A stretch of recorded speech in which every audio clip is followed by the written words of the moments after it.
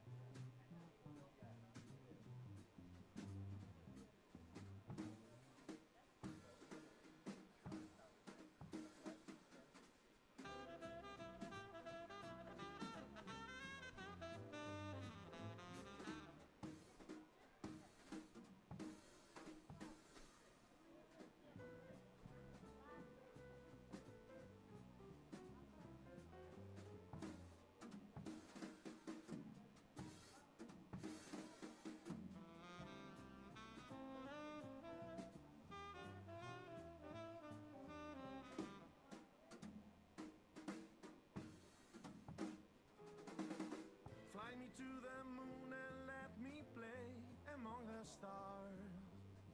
Let me see what spring is like on Jupiter and Mars. Ал достар, қайырлы таң. Good morning, dear friends.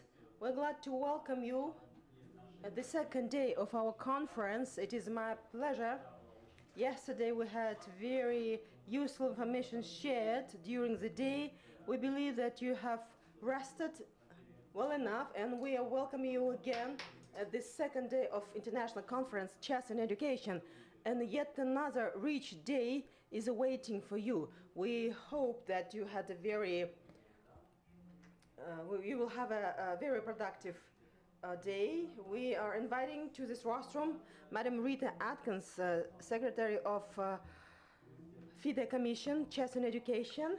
So, dear participants, you can take the earphones, if necessary, at the doorway. If there is no space enough in the room, we have guests. You can take chairs, empty chairs, and sit next to the available space. I'm giving the floor to my colleagues now. Good morning, dear colleagues, dear friends. If you don't have a seat, let's reorganize yourself. If you don't have enough seat, we will bring enough chairs. Just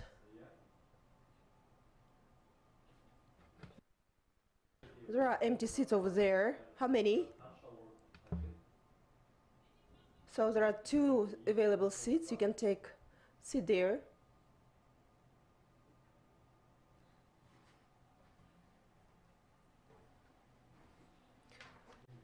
I'm so happy to see so many teachers. We are having more than we expected. Please make yourself comfortable. Raise your hand if you don't have a chair. I will count you. Okay, good. So around 5 more chairs, 10.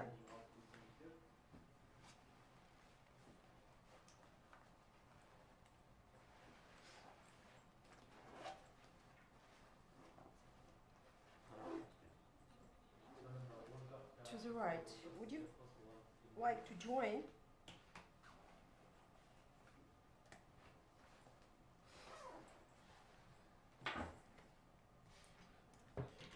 Dear guests without chairs, please raise your hands again. Come to the table you are going to sit at. So there is one seat. Please take it. You can occupy this seat now.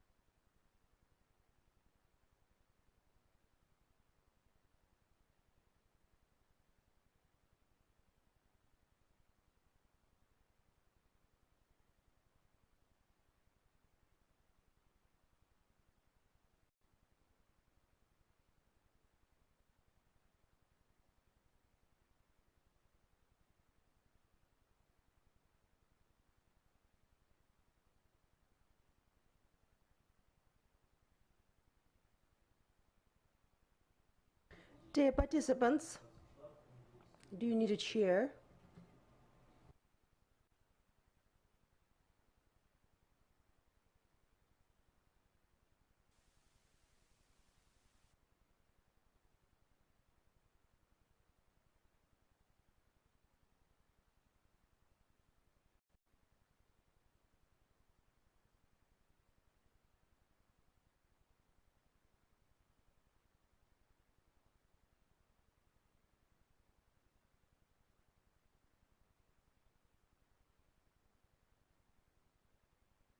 Please raise your hand if you need a chair.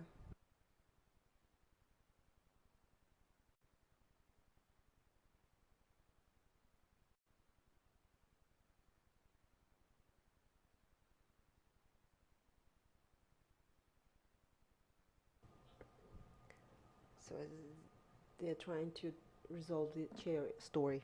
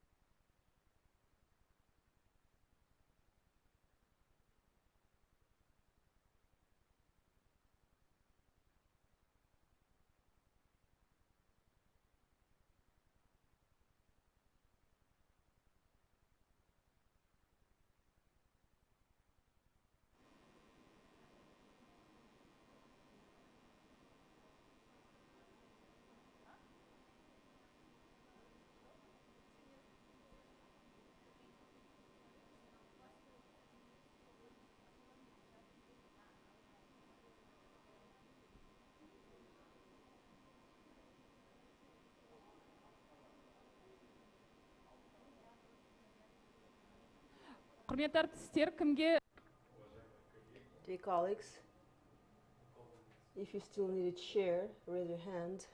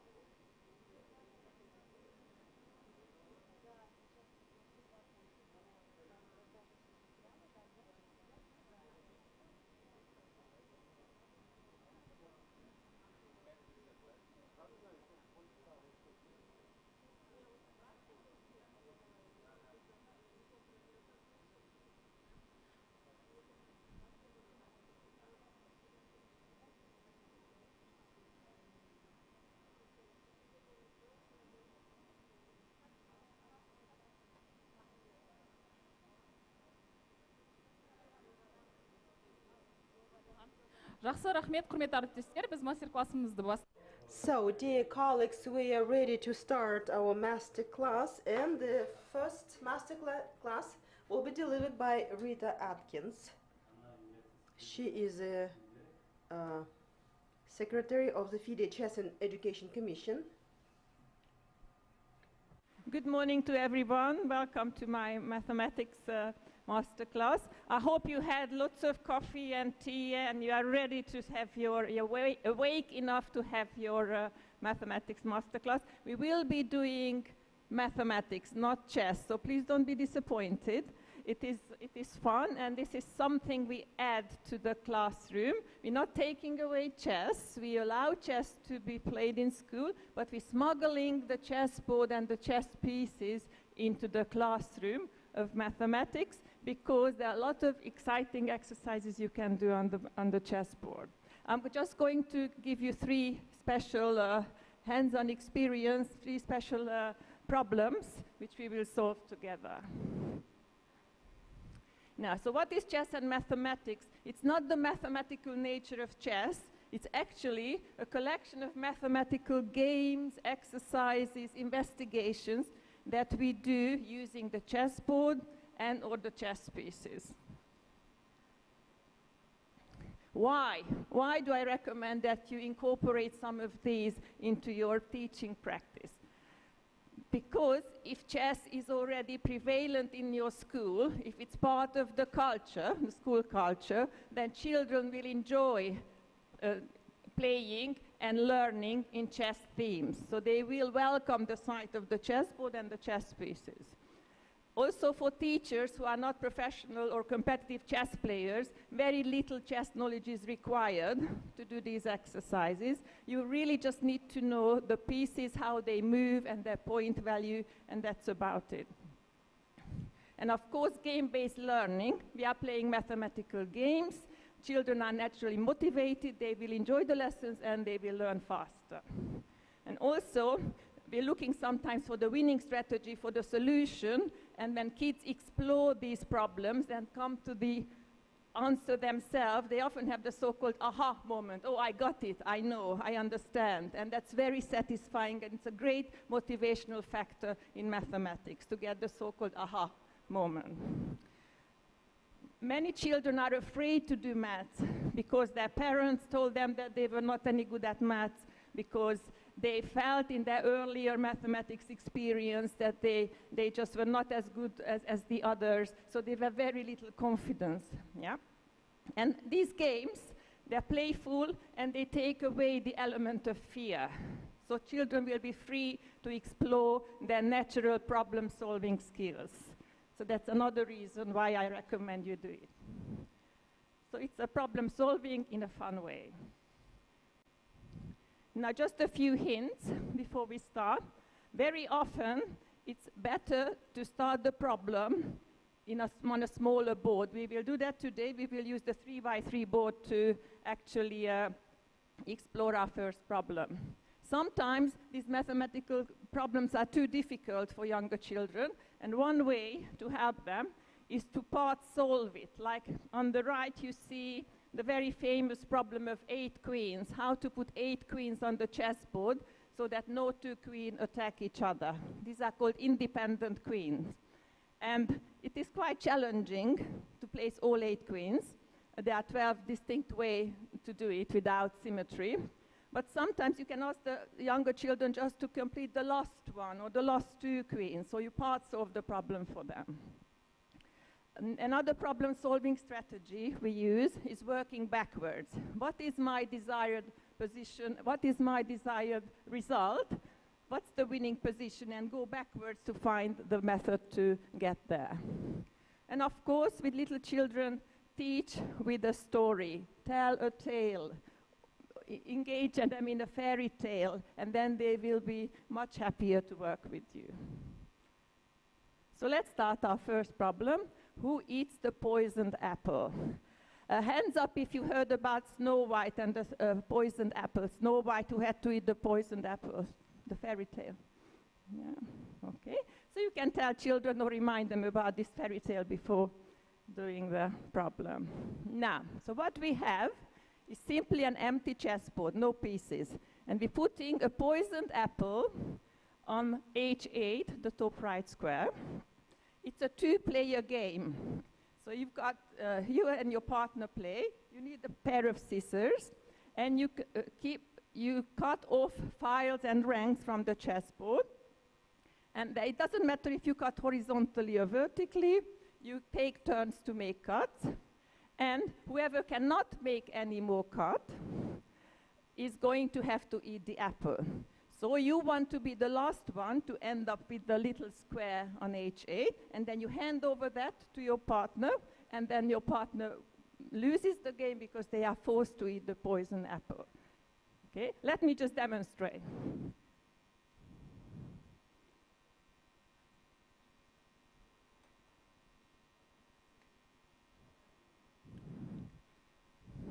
So this is me, and this is my playing partner here. Okay, so this is me.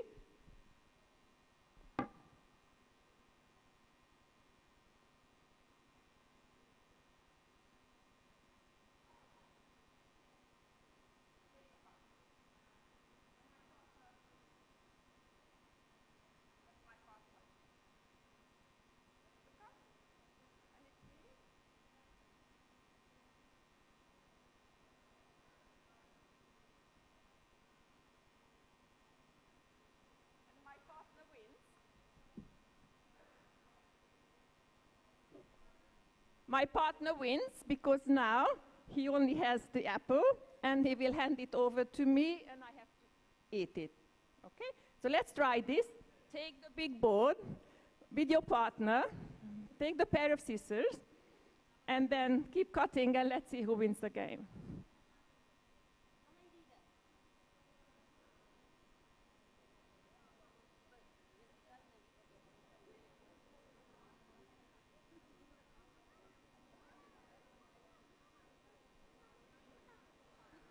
Okay?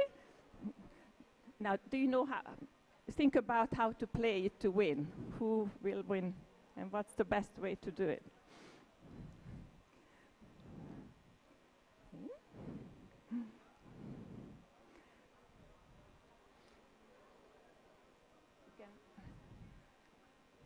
You can try it on this one.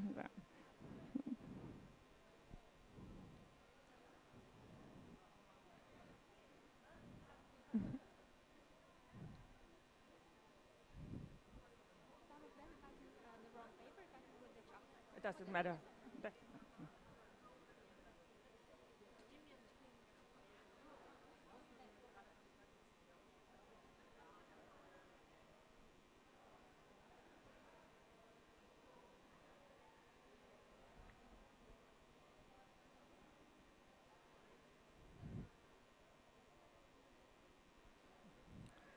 Okay.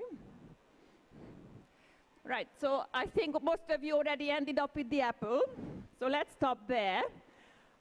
Of course, a game like this would not make much sense if you then don't explore the winning strategy. Try to talk to the children about, what did you do? What can you do better? Is it the first player that wins? Is it the second player that wins with best play? How to do it? Now,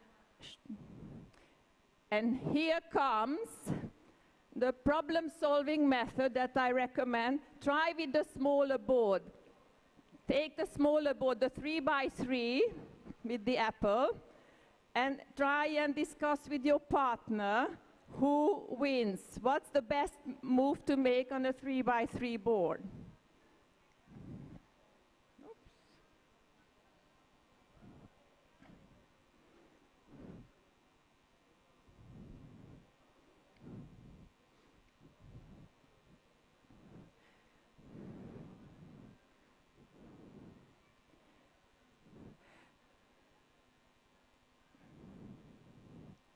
Okay, so I'm sure some of you already got the answer.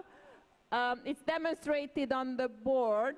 You've got to basically always cut to a square shape. So if the first player makes a cut, the second player needs to make a cut so that the remaining shape is a square. You know, a square which has the same sides. four equal sides. You can see that it's a square. And then this way, the second player will get the last cut, so the first player loses because he or she must eat the apple. Now, let's make a little twist on this exercise. Let's change the apple to a delicious bar of chocolate. Yeah? I chose these examples because children can relate to that. So now, how the game changes is that you want to be the one to get the square with the chocolate. So it's the person who makes the last cut loses, because then that person has to hand over the chocolate to their partner, who then eats it. Now try again. You can try with the smaller board first if you wish, or the big board. See how you can have a winning strategy. You want to eat the chocolate.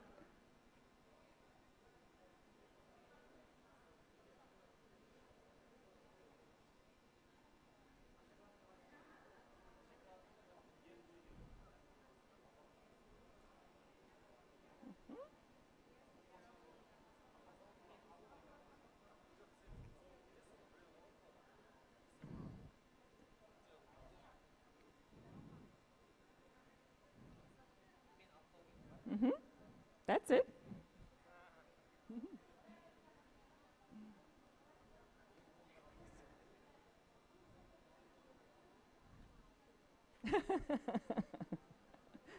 Okay, now think about the winning strategy from the big board. Try it on the big board, if you still have it.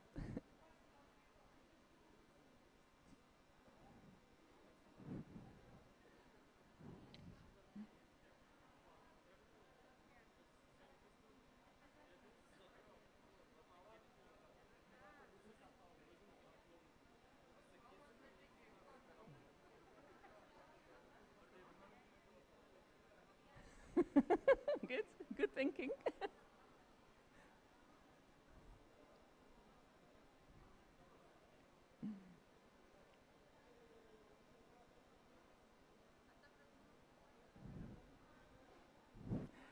I'm going to put up some hints on the board for you how to think about this on a smaller board. The first player has the orange cut on my examples, and the second player has the blue cut. And you may notice that the second player always cuts it at the end to make a 2x1 rectangle. Here's a 2x1 rectangle, one there,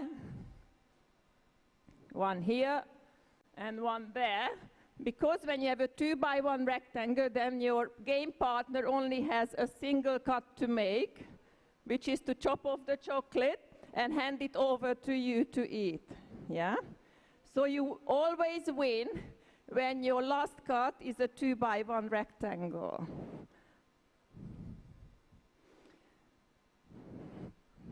So it's very easy to find the winning strategy on a 3x3 square. But we need to go back to the chessboard because we are using the actual chessboard for this. So how does that change the winning strategy? Actually, you need to play exactly what you do in the opposite game, the poisoned apple game, until you get to the 3x3 square. So you cut the square. You are the second player, you cut the square until you get the 3x3 square, and then you always make a cut. Then you always make a cut that ends up with a 2x1 rectangle. Okay? So in both games, it's the second player that has the winning strategy with best play. So no matter what the first player tries, even if he's the best mathematician in the world and the best chess player, will lose if the second player plays with the best strategy. So these are games with known strategies. they have their usage in education, because children get very proud when they understand the strategy, and they can demonstrate that with people of authority. So they go home and they beat their sister, brother, mother, and father. They make sure they are the second player, and they play and win, and it makes them immensely proud. So these games are very, very useful in education. Now, if you have any questions, I'll be available after the masterclass, so there's also a Padlet you can put the questions on. And I think you will be getting this PowerPoint slide, so you will be able to look back at it later. Now for the second problem, the enchanted chessboard, the magic touch of Kaissa. As I told you before, I think it's very important that we use stories with children. So let's start with a story. Let's introduce this problem with a story. Let me read it to you. Kaissa, the goddess of chess, often plays tricks on chess players and chess pieces alike. One summer night, as the chess pieces were sleeping, exhausted by the fierce battles of the previous day, she had the great idea to amuse them by painting the integers, that's the whole numbers, 1 to 64, onto the unit squares of the chessboard. So each chess square got a number, something between 1 and 64. In the morning, Kaissa invited 8 rooks to take part in her game. Take up positions where you have free view of the length and the breadth of the battlefield, she ordered.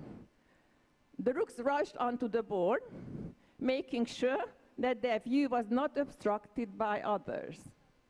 Now, let's see what she meant. So these were the numbers Kaissa painted on the chessboard. You have a numbered square there to take a look at. And then the rooks had to line up so they don't attack each other. That's called independent rooks. I'm sure most of you know how the rooks move, either along horizontal or vertical lines. In English, these are called ranks, and these are called files.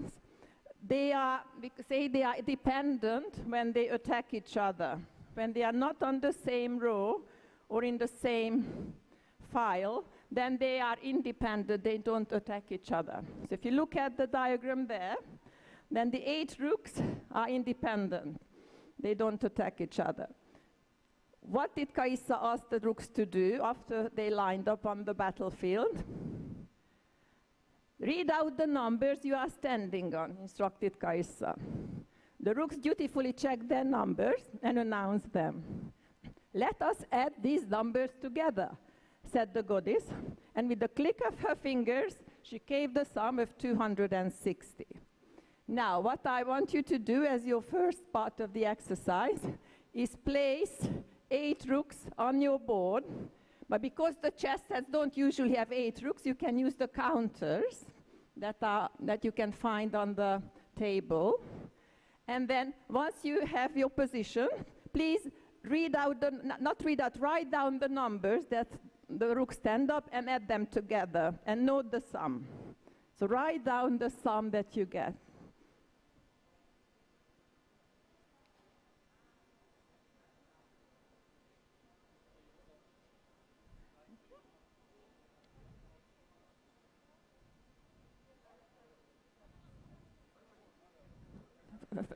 First put the numbers.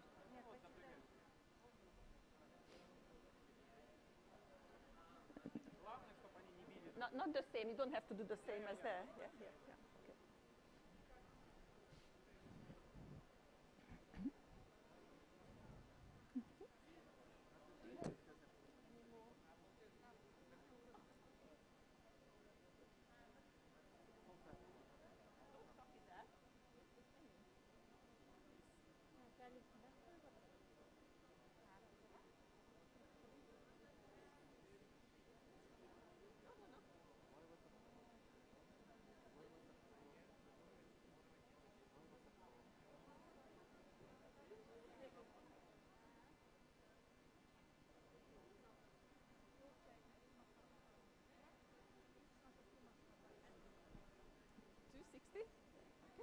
another one? Enough?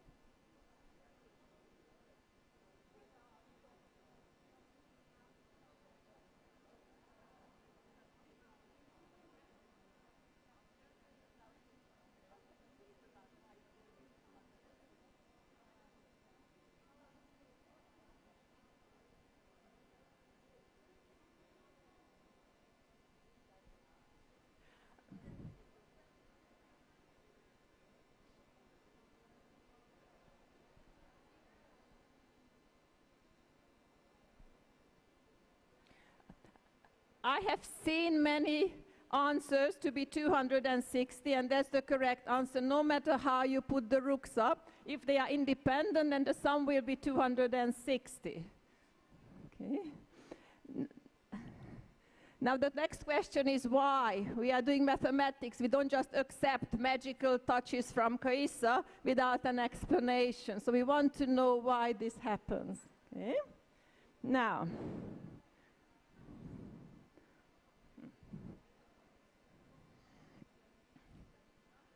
we come back to this. I would like you to think about why it happens. Don't read my text here.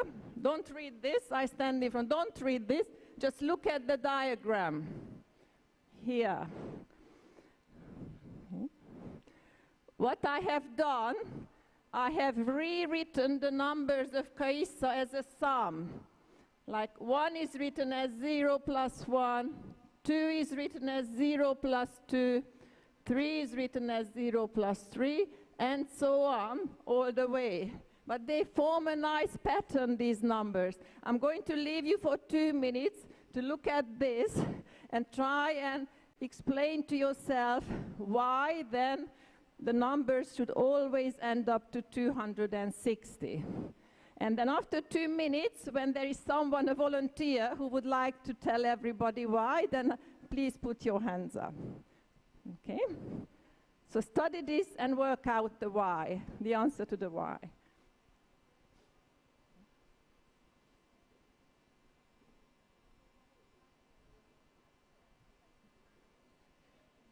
You can tell us afterwards.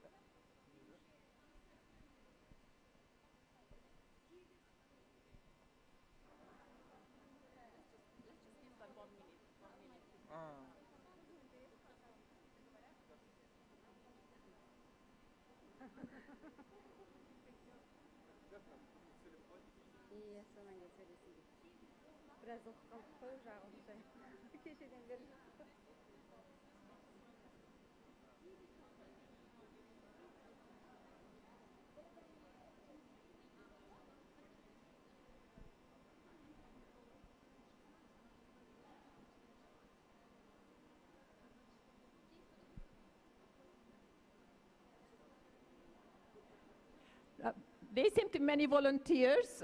I'm going to listen to this gentleman here first, and then the lady over there afterwards. Okay, what's your name? Would you like to stand up? Or come out here, that's even better. You can bring and talk in Russian, that's fine.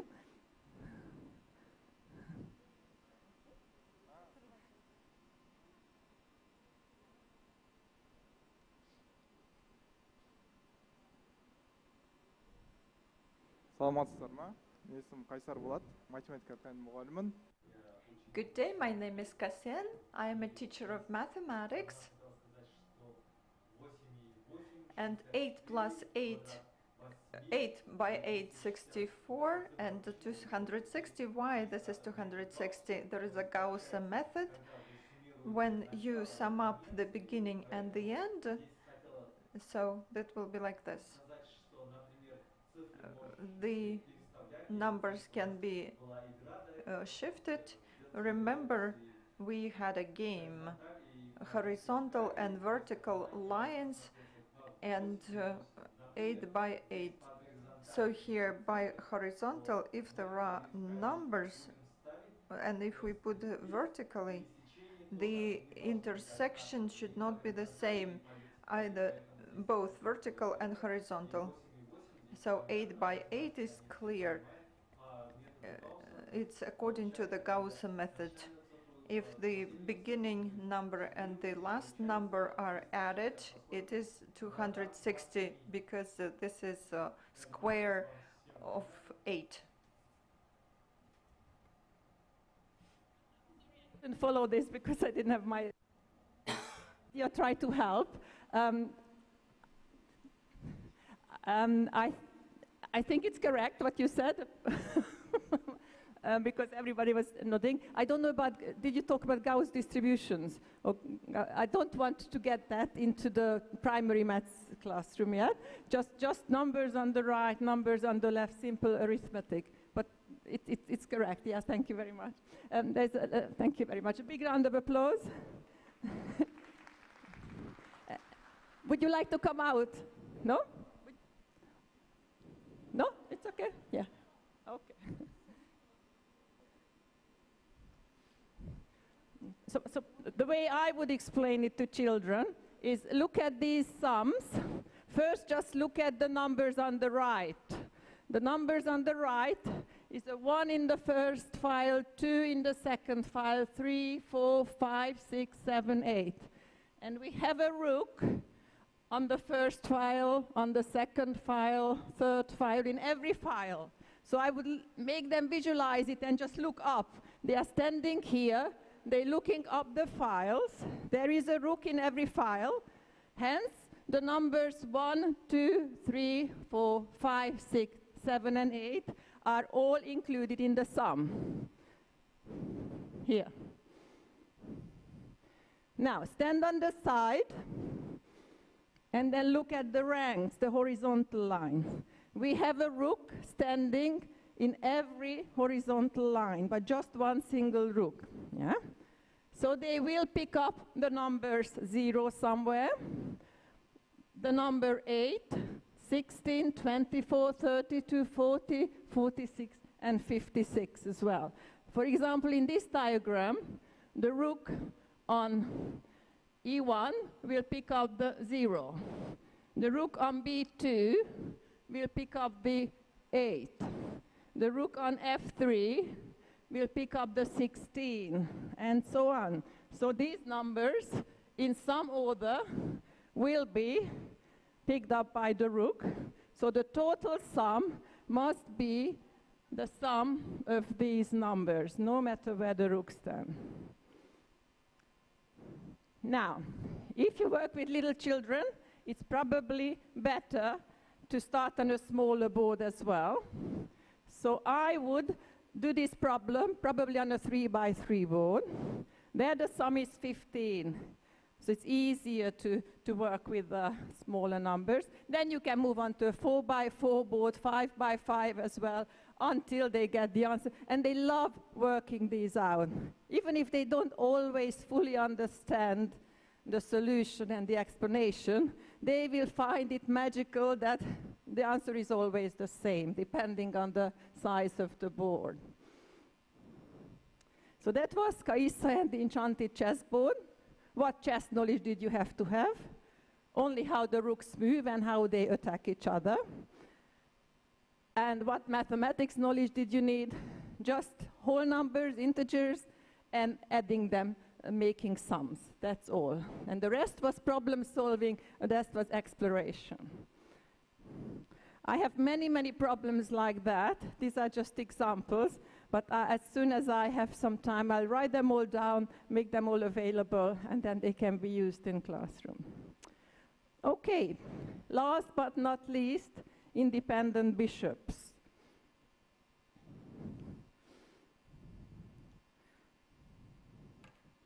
So you know how bishops move. Let's just concentrate on the bishops that move on the dark colors now. So I've got 4 here, so I'm going to use them. You can combine maybe 2 boards and work together on the same table. Let me explain to you what to do first. So bishops move diagonally, so they live on these dark squares. These are dependent bishops because they can attack each other, capture each other later. So what we want, the task, is to put up as many bishops as we can on the board so that no 2 bishops attack each other.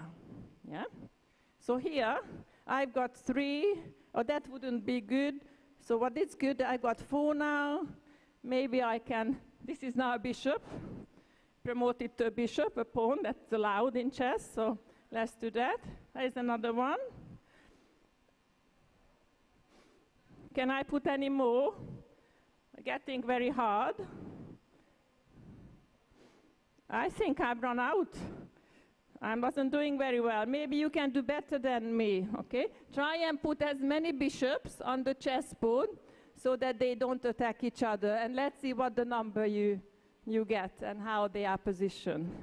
So probably either use the counters or use the 2 boards together, the actual chessboards and the actual bishop.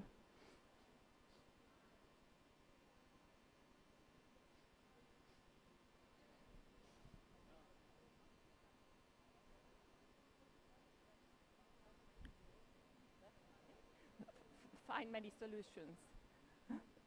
Find many solutions. This is one, very good. We've got the first solution here. Find others.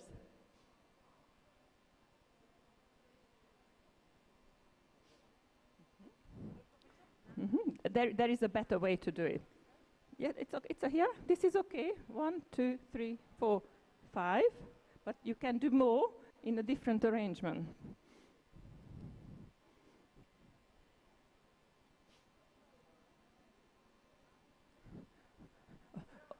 Only dark squared bishops. Only a dark, yeah.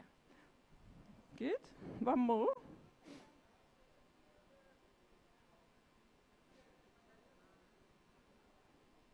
Seven, very good. Now try and find other arrangements. How many are there? How many different ways? Like maybe this is another one.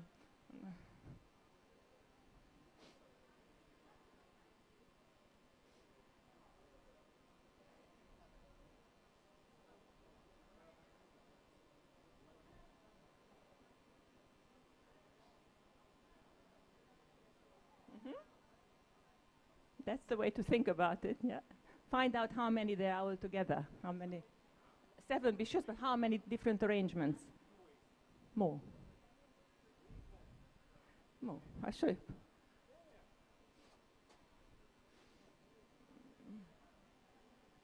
That's another one. Okay. But find out how many there are altogether. Let's start.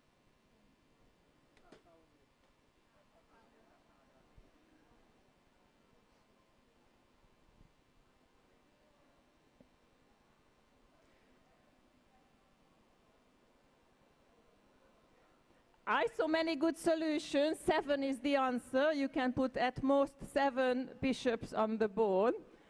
And surprise, surprise, they will all be around the edge of the board, yeah? So they are all around the edge. Now the next task is, how many different arrangements are there? Okay, 7 bishops, but how many arrangements? How many different ways you can put them around the edge of the chessboard? So give me that number. When you have that number, hands up and then.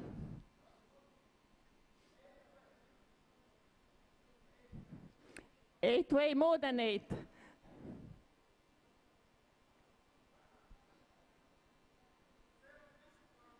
3, more than 3. More than 8 ways. 7 bishops, but more than 8 arrangements. Mm-hmm.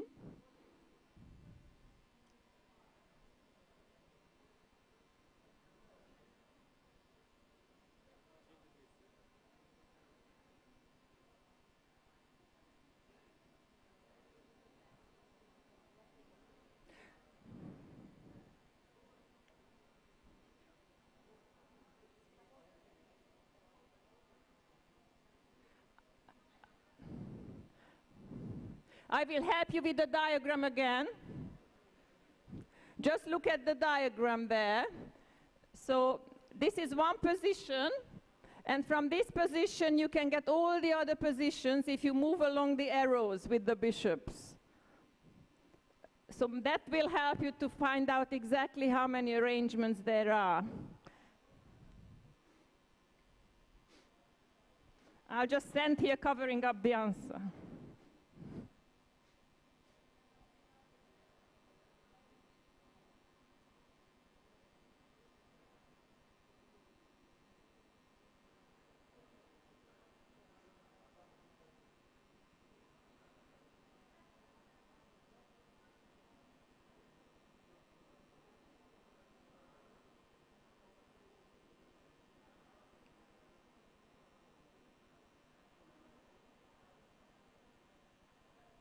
Anyone who has the answer, hands up, please. The total number of arrangements. How many? 8. Double. I think it's 16. There are 16 ways to do it.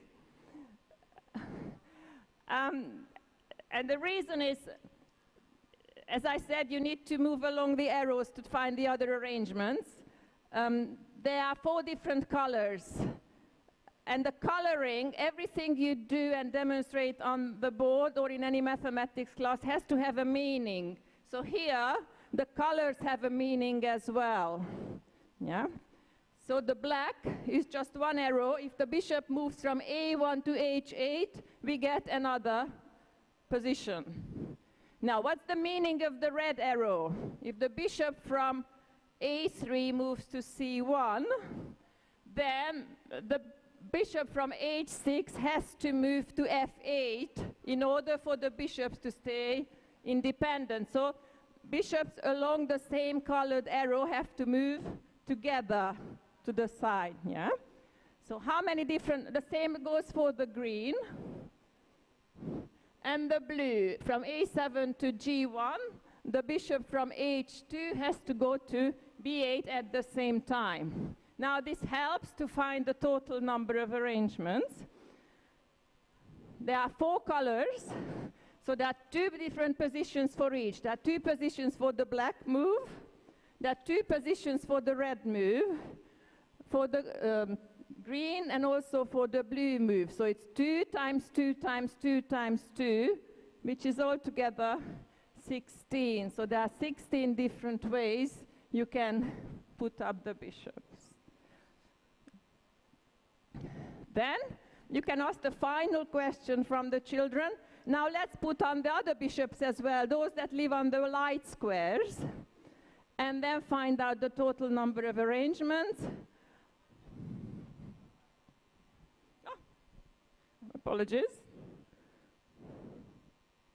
So if the white bishops are added, then for every position of the black bishops, those bishops that live on the dark squares, there is 16 positions for the white. So it's 16 times 16, altogether 256 distinct positions.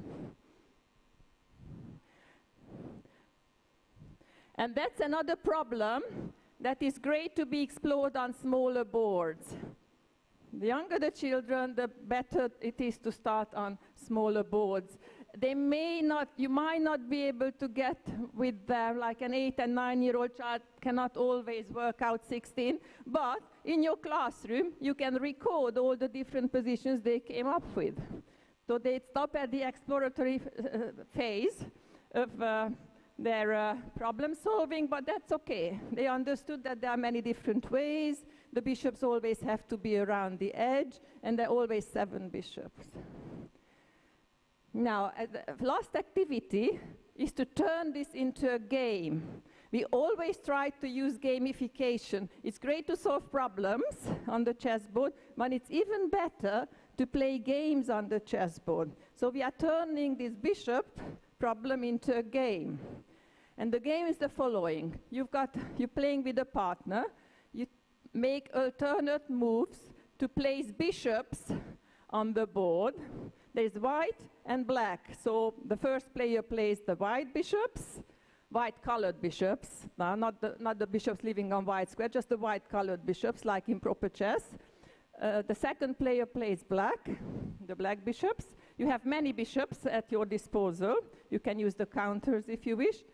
And so what you do is you put a bishop on the board, your opponent puts a bishop on the board, but the opposite colored bishops are not allowed to attack each other. So you keep putting bishops on the board until one of the players cannot make a move anymore, cannot place a bishop anymore.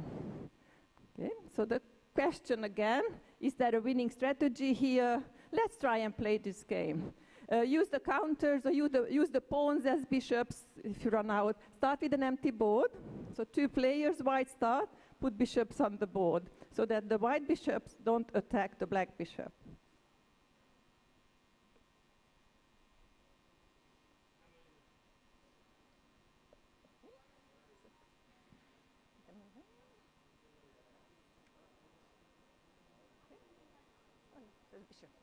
This is a bishop. Yeah, these are bishops because we don't have enough bishops. Okay, now your turn. Okay, so you can't, this is bad. You have misunderstood because then that attacks, bishops attack diagonally. So this is not good. This is good, this is good, that is good. Okay, now it's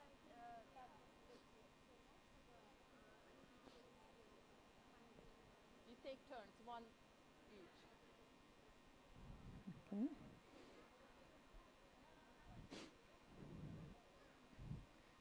Okay.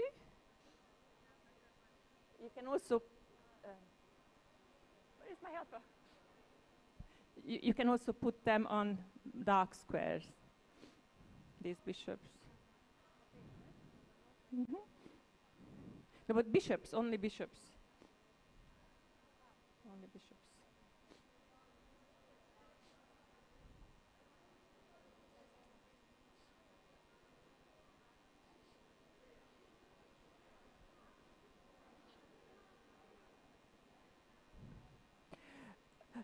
I can see that not everybody understood the instructions, and for playing games, it's very important that we are clear about the rules, and we explain to the children also that the rules are very important to be absolutely clear about what the rules are, because the rules define the game. Without proper usage of the rules, we cannot play the game. So let me have a demonstration game for you.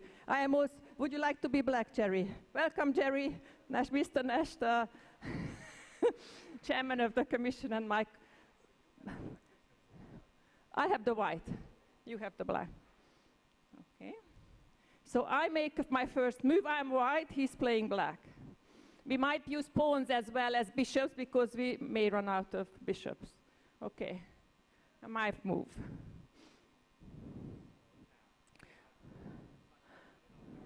No, he can put it on dark squares or light squares, any squares, as long as they are not under attack by my bishop. So he cannot put it here, here, here, here, here, here, here. Yeah, but anywhere else.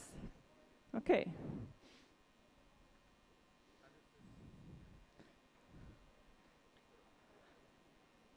Oh no, that's use the white colors. Oh, that's okay. Now it's my turn. So maybe I put my bishop, next bishop here.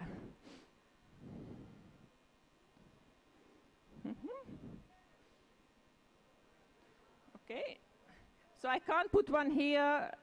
I can put one under attack by my own pieces, yeah, I'm white. That's okay, as long as they are not under attack by the other bishop. Okay. So slowly running out of squares, maybe there.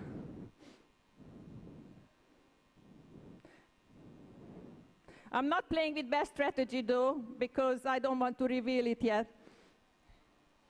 And that's my excuse for losing the game. Oh, you can't go there, no.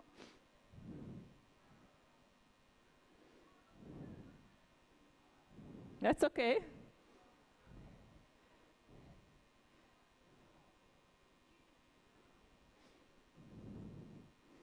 So there's less and less possible moves every time you play.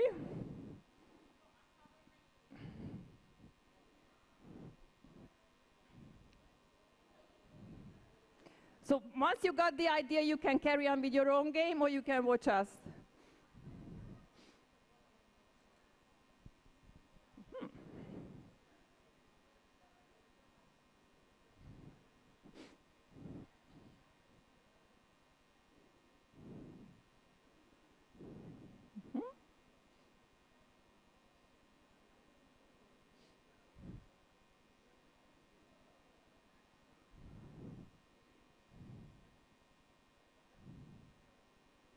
No.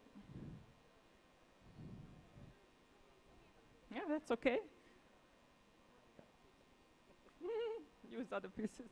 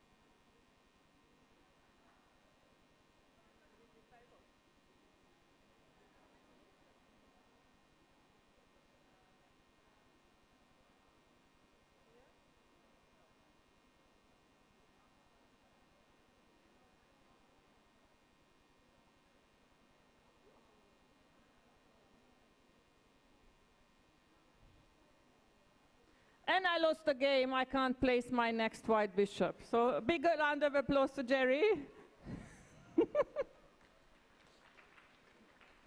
I let you play for a couple of more minutes and then I show you the winning strategy because one player has a winning strategy.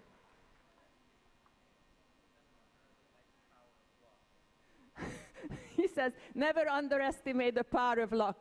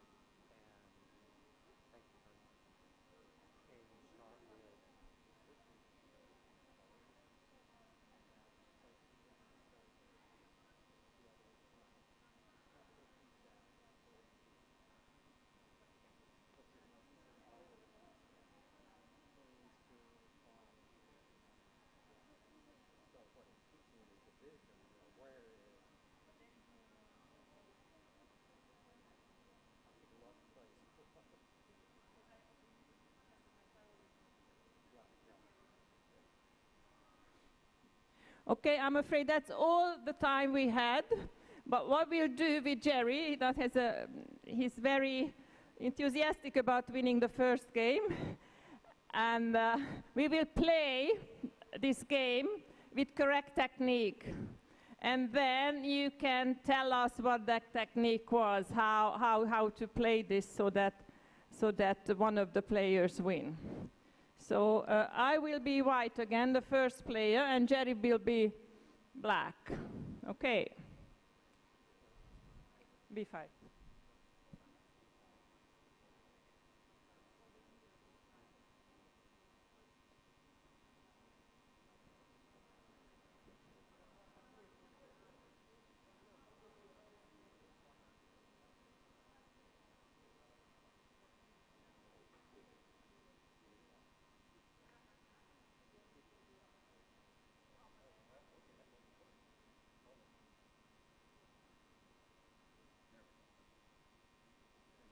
Of course, you can also go on the other side.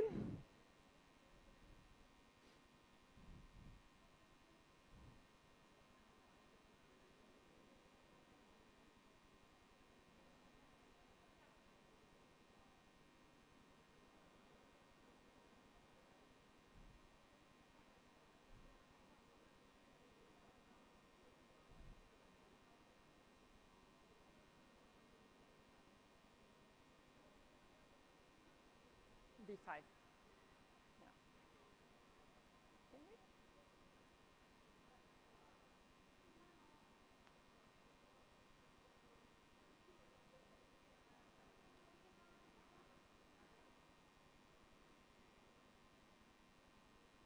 Run out of pieces, so we'll use other pieces.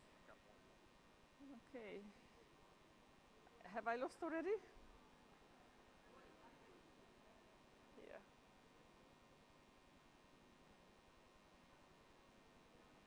Yeah.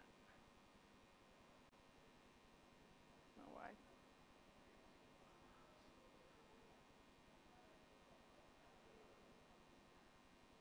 An F1. Put to the F1.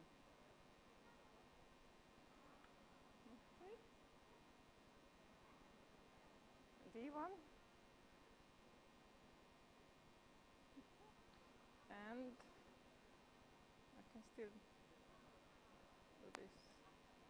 C5. C4. Almost done.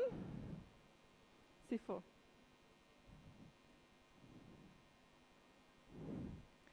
A5.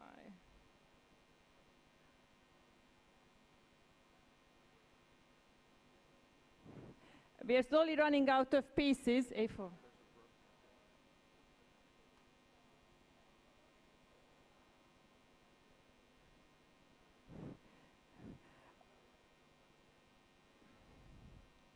H3.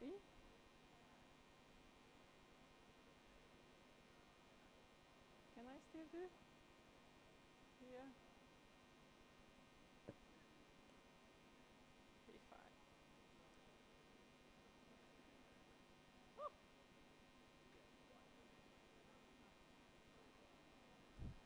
And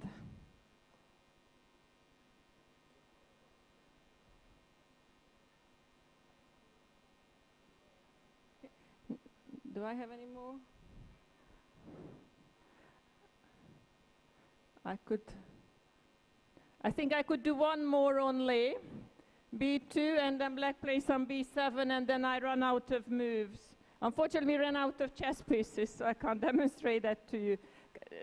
Did you see what the plan was? How black played in reply to my moves? Anyone who has the answer, please hands up and tell us. Jerry had the winning strategy. I was the first player, he was the second player, and by following that strategy, he can win. What was that strategy? Did you notice it from the way we played it? It's also quite obvious from this diagram. If I go on C8, then black goes on C1. If I go on D4, black plays on D5. F2, F7. Black will never run out of okay? Would you like to come out and tell us?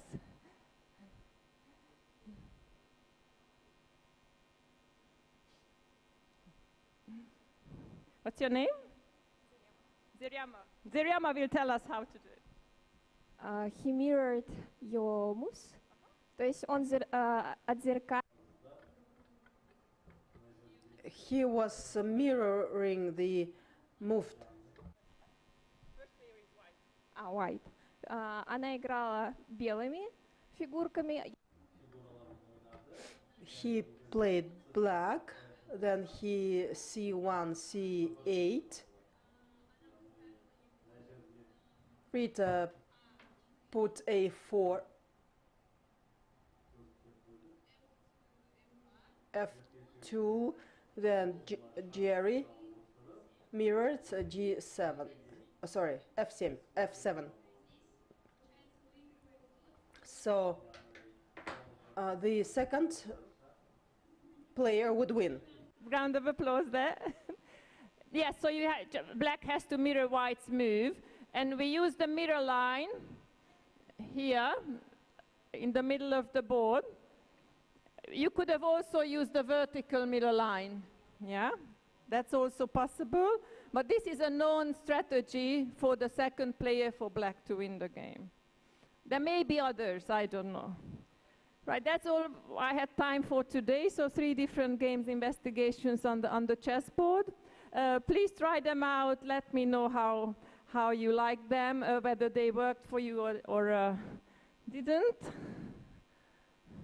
There you see the solution, sorry, just one. There's the mirror line here, but you could have used the vertical mirror line as well. Okay, if you have any questions, you can find me on edu.secretary@fida.com. I've got a WhatsApp number as well, and please keep in touch and use lots of chess and maths in your classroom. Thank you very much for playing with us today.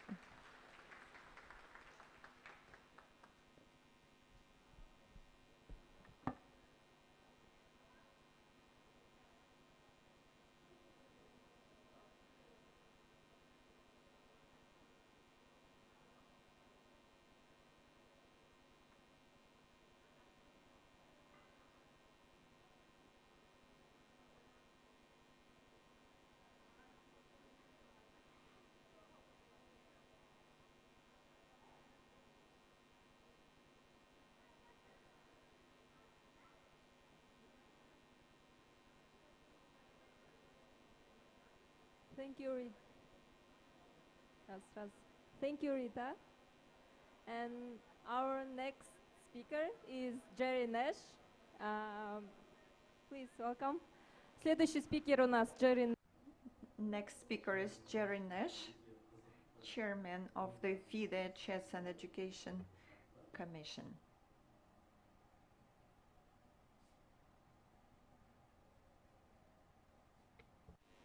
Good morning. Very quickly, please stand up.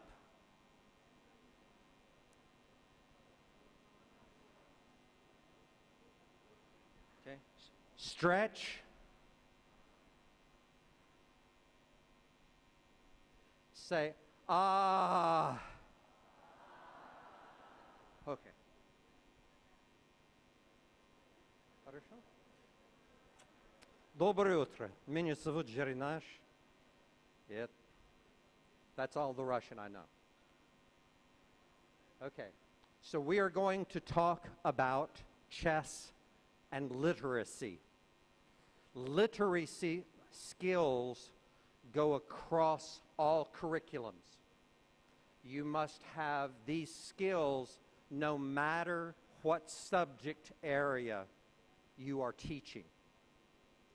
So we are going to talk, and I'm going to skip, I shared my background yesterday as a teacher, and I've been training teachers for over 20 years across the United States and around the world. And we talked yesterday about the vision of chess and education, about chess being an educational tool, and that is the great distinction, the difference between competitive chess and educational chess. We like competitive chess. I like competitive chess very much. But as an educator, I want to use chess to teach skills. So there is competitive chess where you are teaching chess skills. In education, we want to use chess to teach math skills and literacy skills. and we'll skip there. Okay, so before we start, you should understand that some of the terminology that I will use is based on the United States. So the exact words may not be the same in Kazakhstan, but the concept will be similar. Also, in these activities, you can provide variety based on the grade level, on their age, their maturity, their knowledge. But when we are using this, we are always thinking about how do I use a chess activity to make connections to the curriculum, to academic skills, 21st century skills, and life skills. Okay. So these are the connections that we will talk about. There was probably one activity that we will not have time for, but we're going to start with reading the board, point of view or perspective, compare and contrast, and narrative structure, story structure. So I don't know about the point of view perspective. We may have time to come back to that. Okay, so here is the first activity. So clear your board, all pieces off the boards. All pieces off the boards. The first activity I want to do is about naming the squares. Some of you already know this. Some of you may not know. In my encounters with teachers in the United States, they have never heard that the squares had names. So this is how I approach it.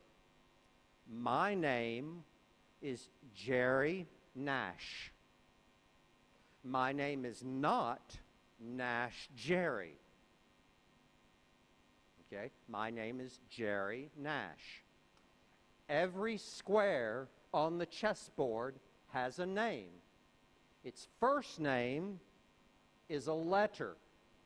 Its last name is a number. Понимаете? Хорошо? Okay. So, if I put this rook on this square, what square is it sitting on? A1. If I move it to here, A2. If I move it to here, very good. If I put this rook on this square, what square is it on? E5. A, B, C, D, E, 5. Okay? So we are giving them the knowledge base that they need to have the discussion. So we're showing them how to name the squares. This is a literacy skill. We are learning to read the board. It's an empty board, but we're learning how to read it like you would read a book. Okay. Here's our first exercise. We started this today, so you will work with your partners on this. I am going to give you, and by the way, the directions I will give you are different from what's on the board. I'm going to give you different directions. Okay, but let me explain. If I say I am going to move the rook 2 squares to the right, here's what I mean. 1, 2, 2 squares to the right. If I say I'm going to move the rook 4 squares up the board, 1, 2, 3, 4. Understand? Okay. Simple. If I had the rook here and I said, I'm going to move the rook 3 squares to the left. Налево? To the left? Налево? Налево? Хорошо. 1, 2, 3. Okay. You understand? Okay. So we clarify our directions. Okay. I am going to give you a set of 3 directions. I will say them twice.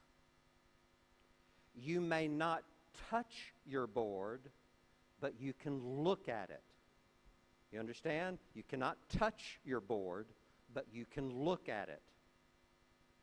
So I will give you the directions, and then you will tell me where the rook stopped, on what square it stopped. Is that clear? Okay, so you can work with your group. Okay, here's the set of directions. Listening? Now, so you're not touching the board at all. So you can imagine, you can put a rook on A1 if you would like, if that helps you. You can put a rook right there, but you can't touch it. Okay? We will move the rook 5 squares to the right. We will move the rook 4 squares up. And then we will move the rook 3 squares to the left. I'm going to say that one more time. We move the rook 5 squares to the right, 4 squares up, 3 squares to the left.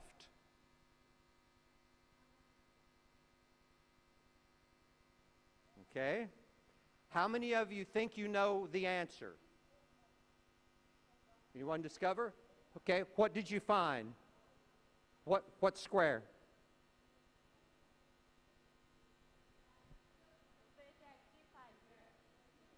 C5. C5. What? C5. E5. C5. C5? C5. Okay, so let's take a look. So we have an answer right here. We'll put a pawn. Okay, C5. Does anyone have a different answer? B5?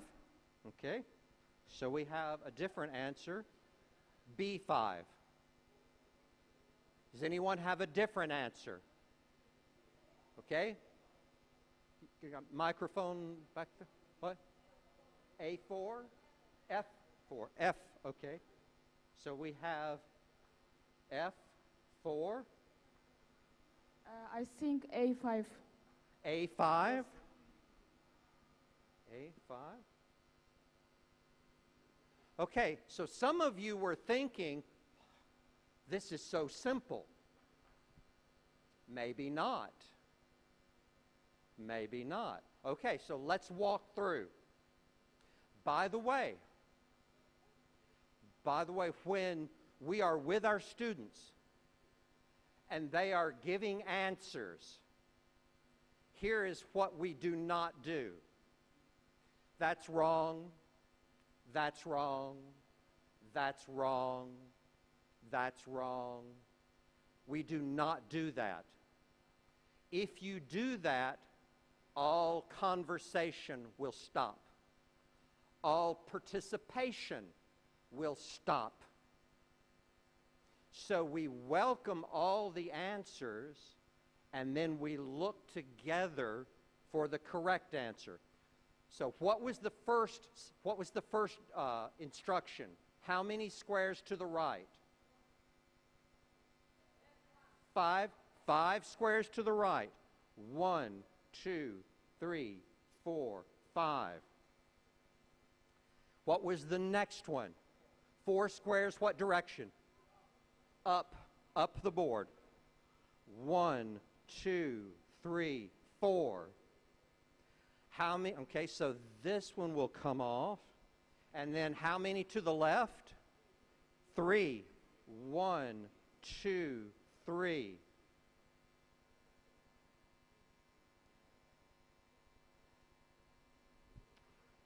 Okay?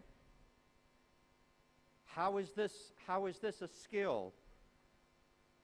What skills did we develop? The first skill, follow directions. How many of you are teachers? How many of you are teachers? You're all teachers. How many of you have children who struggle with following directions? Oh, there's got to be more. My wife is a teacher. Following directions, that causes her blood pressure to go way up. They do not follow directions. So we are teaching listening skills, following directions. We're teaching how to read the board. We have also introduced vocabulary. What vocabulary did we use? Now, I know it's in English, but you would have to translate. What vocabulary did we use?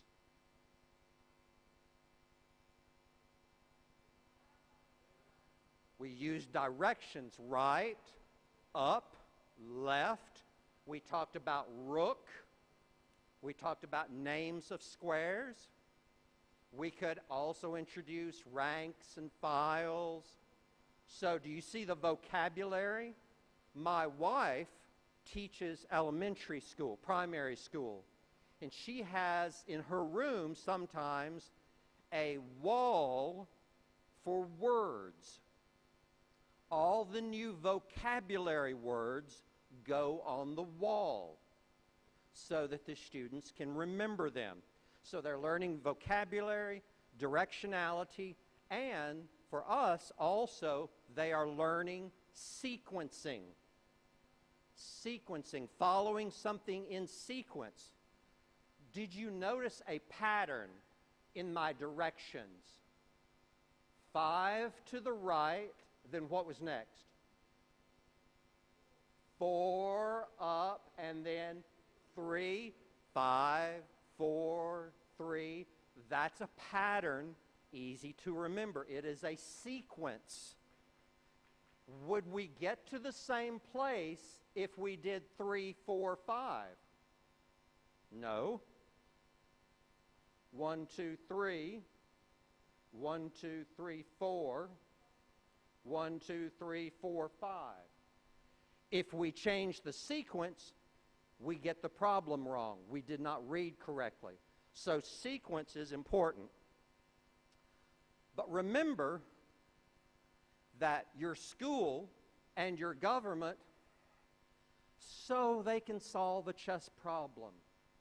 Who cares? Who cares if a parent said to you, I don't care that they can solve a chess problem. Why are you doing this? And what we say is, yes, we're using chess, but here's what we're teaching. How important is it to be able to arrange things in proper order? How many in other subjects you must follow the correct sequence of instructions to find the right answer. And if you came to visit me in my country and you asked me directions to get to a restaurant, would it be important to follow the sequence of directions? Absolutely. So we use these skills beyond the board. So we make these connections. Okay, so that's a simple example. Okay, so we're talking about, okay, I'll spend a little bit of time on this, but we won't do something. We won't do an activity just yet. So if you were playing chess, and some of you are really good chess players, and you're looking at this position, and you're thinking, oh, the player of the white pieces, they do not know how to play very well. So if you were asking two students to describe this position, their description, if they were writing it down, It would depend on their perspective. It would also depend on their prior knowledge. Because I have some young students who might make those moves for the white piece and say, "Oh, Mr. Nash, I have a plan. I have a plan, Mr. Nash." And I'm thinking, it's not a good plan. But they don't know enough patterns yet. But the description depends on the perspective. The player of the black pieces might say, "Oh, maybe I don't have a good position. I didn't put my pieces like the other person did." Or they might say, "I almost have a winning position at this point." It would depend on their perspective. So what we're talking about is not the chess, but the idea of describing something from a different perspective. Let me give you an example. When I worked with university students for almost 20 years as a counselor, I would have a boy and a girl who would come to my office and talk about the argument that they were having.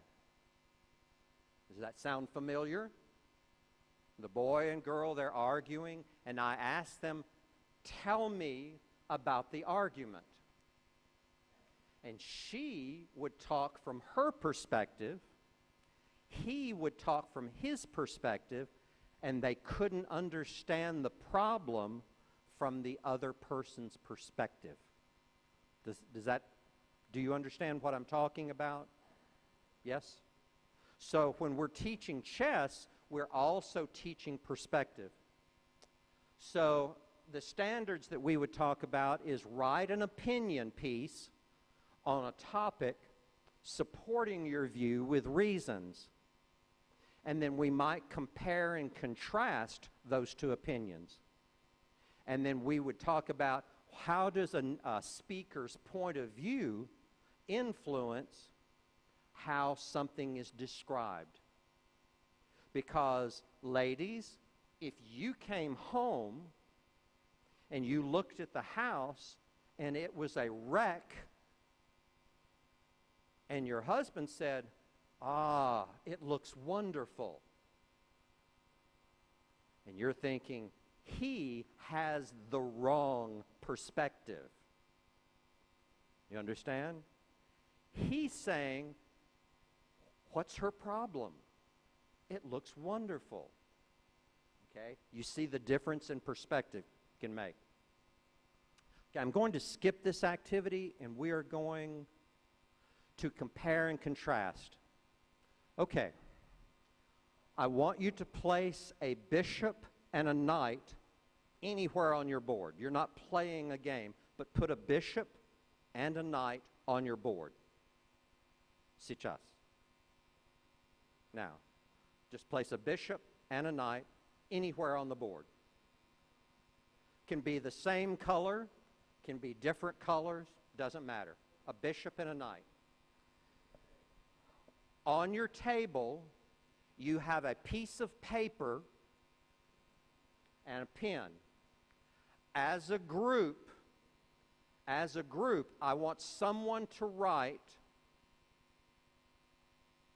3 ways that the pieces are similar and 1 way that the pieces are different. So someone will record this. So I want you to write it. Okay, do you understand? Here is your task.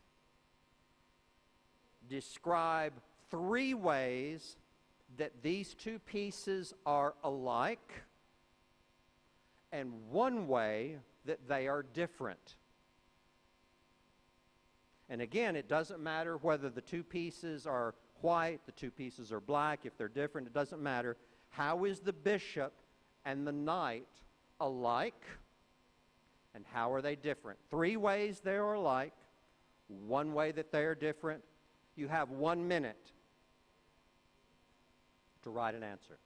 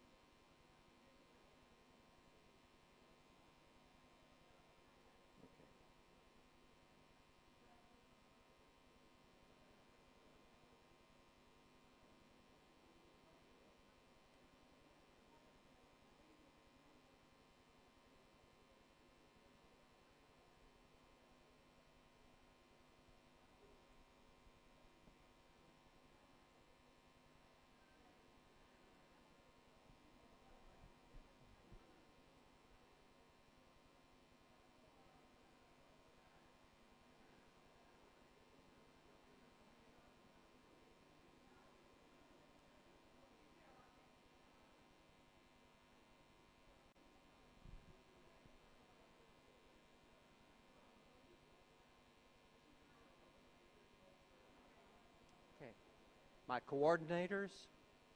coordinators, I'm going to ask you in just a moment to go around to a table, hand them the microphone, and I'm going to ask them a question. Okay? I need one volunteer table. Will someone volunteer at a table? Thank you very much. This table just volunteered. Okay. I would like for you to share one similarity.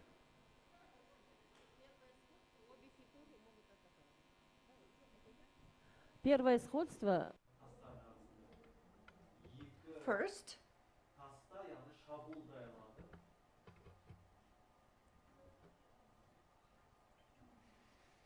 Both of the figures can attack. Both can attack. Very good. Okay, I need a different, okay, let's go to a different table right over here. Okay, over here.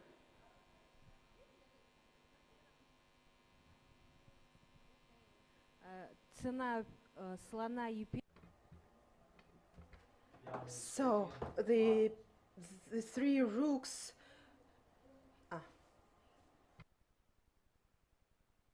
So that's two similarities.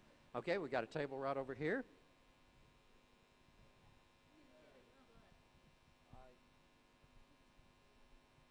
Екі фигурмен де вилка қоюға болады. Both figures can post fork, double okay. attack. So it can do a double attack. Very good. Okay, so we've got three similarities. And very good, all of you. And I need okay, I got a table back here. One difference. Ooh, table all the way back here. Okay.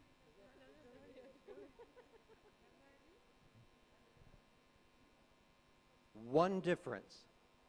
Oh, got one all the way back. Okay. Difference between bishop in we play with the bishop in open position, but we play with the knight with close position. Difference. Okay, so the bishop has to stay on the same color. Is that what you're saying? Must stay on the same color squares, or it moves a certain way?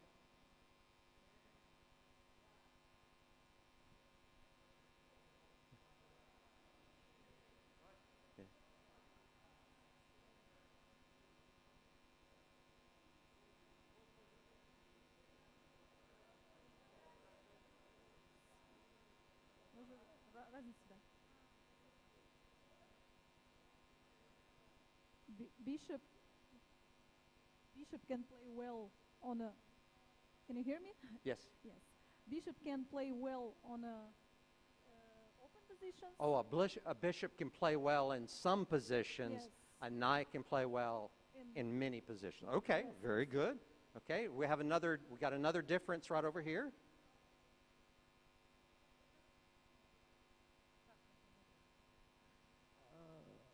Слон ходит только по своему цвету. То есть он стоит на черной клетке, значит, по черной клетке ходит по диагонали. Слон же может стоять на черной клетке, но оказаться, вернее, конь, да, на белой клетке. The difference is that bishop can play and move only along the Diagonal? one color and by diagonal, Okay. while knight can move to Differently. any square, any colored Color square. Okay. Okay, so let me stop you there. Thank you very much. Give yourselves a hand. You did a great job. Now, you were using chess, but you were teaching students how to see similarities and differences. And then they could write about them. From a social emotional learning, not strictly literacy, well, actually using literacy, you could ask your students then to write about the similarities and differences they see in their classmates, in the other students in their class. How are they similar? How are they different? And this may be the first time that they have ever thought about that. So, and then there are many other activities, because then you can talk about how important it is for knights and bishops to work together on a chessboard, even though they have different abilities, and students in a class can work together. So when we talk about compare and contrast, this is the literacy standard. Compare and contrast the most important points or key details presented in the text. What is our text? What is our textbook that we are using? The chessboard. The chessboard is the text, because students need to be able to read information from many different kinds of texts. This is a textbook right here that they are learning to read. Okay, we're going to skip this one, but we're going to come back to something different. Okay, on your board, 3 pawns. Oh, excuse me. I have them exact opposite. This is the position that I want you to set up on your board. Very quickly set that position. 3 pawns on A2, B2, C2, and the black bishop on F8. Okay?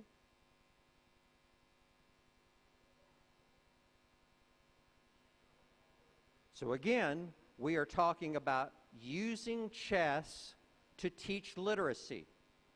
Students love to play chess, but you do not have time during school to play a 2-hour game of chess. You don't have time. So what can you do to use chess but still teach curriculum standards and important life lessons? Okay, so here is the game. You can work together. Now, I will, when I do training with teachers, sometimes I can see in the teacher's eyes, they are very competitive. They want to win. And other teachers are like, no. And then this other teacher, they want to win. They're just like their students. Some students like to win. Okay, so here is the game. White will make the first move. The pawns move and capture, just as in chess. The bishop moves and captures, just as in chess. Here is the goal. White wants to get at just 1 pawn to the last rank. If white gets 1 pawn to the last rank, white wins. If the bishop captures all of the pawns, the bishop wins. Is that clear? Do you understand the game? Okay, I'd like for you to play that game right now. I know you have a lot of people at your table, so you can partner up, you can collaborate, you can compete, you can work it out together, but I want you to play that game right now.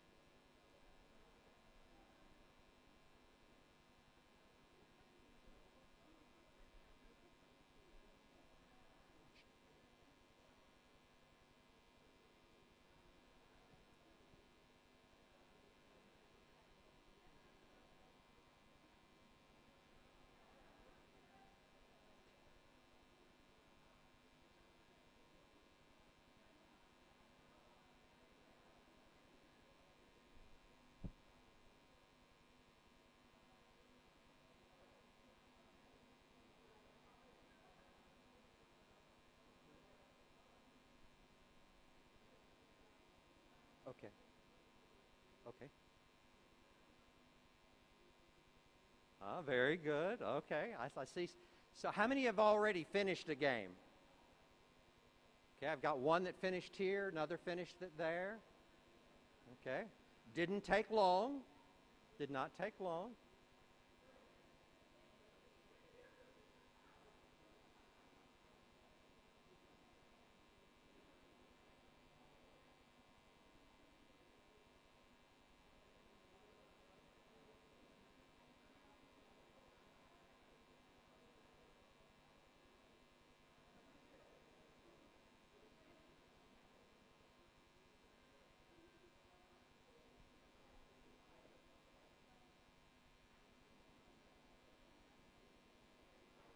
Okay, give me a thumbs up. Give me a thumbs up if you have finished a game. Okay, got a thumbs up. Give me a thumbs up if you have finished a game. Okay, over here. Over here. Okay, good, good, thank you. Have finished a game. Okay, very good. There in the middle. Excellent. Okay. Some of you are taking this game very seriously. This is not for the World Championship. Okay.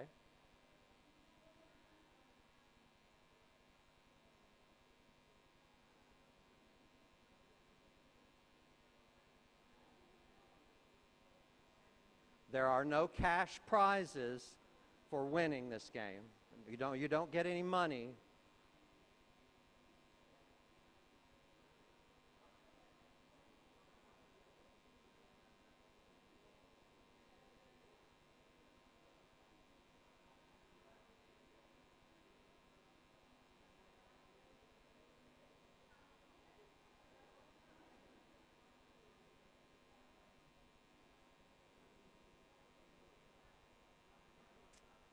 Okay, let me stop you. Reset your board to this position. Okay. Reset your board. Один, два, три, четыре, пять. Хорошо? Reset your board. Okay. Second game. Second game. We replace the bishop.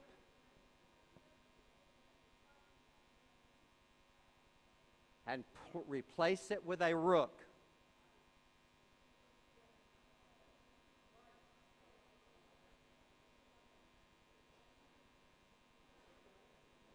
Okay, now you will play this game. 3 pawns against rook. Okay, some of you are still on the bishop. I need you to replace your board.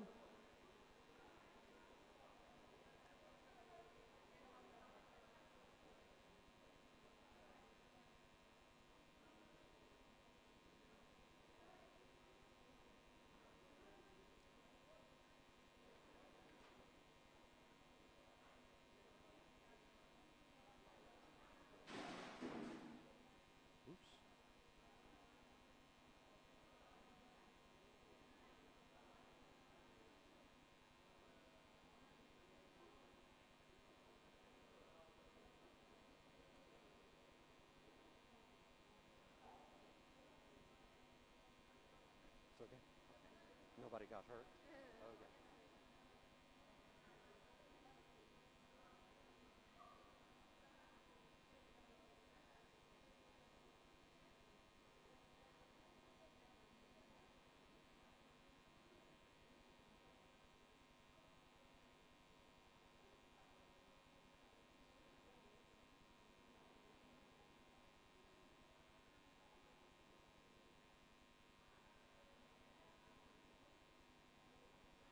Very good. I see some of you working together and explaining strategies.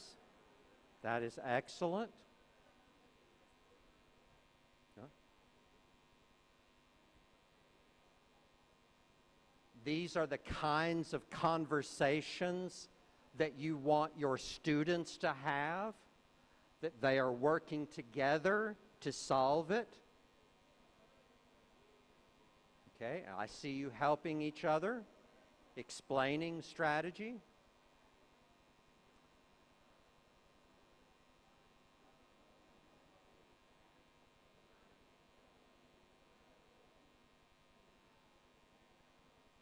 Okay. Here is your next activity.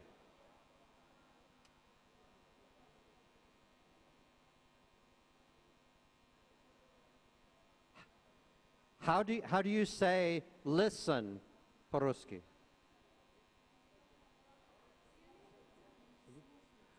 Слушайте. Okay. Спасибо. Okay. You have played with bishop and you have played with rook. On your piece of paper, 3 differences and 1 similarity. I want you to write 3 differences, 1 similarity. 3 ways different, 1 way alike between the games with bishop and the game with the rook. So now you are compare and contrast between the bishop and pawns and rook and pawns. Понимаете? You understand? Okay? So, you have 1 minute. 3 differences, 1 similarity. So, write on your piece of paper.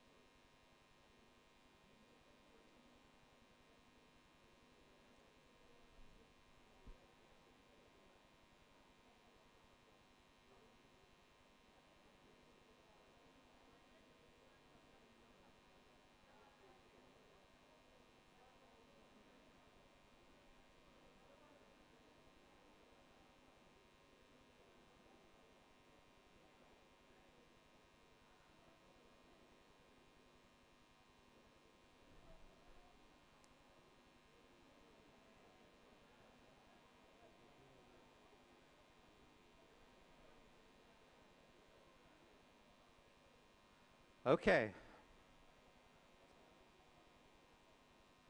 I need someone from a table back here to give me 1 difference. Wait for the, okay, somebody from a table back in this direction. They'll need a microphone.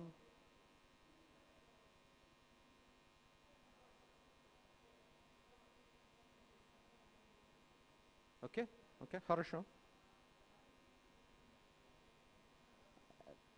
Саламатсыздар ма? Бір айырмашылық, мында тура.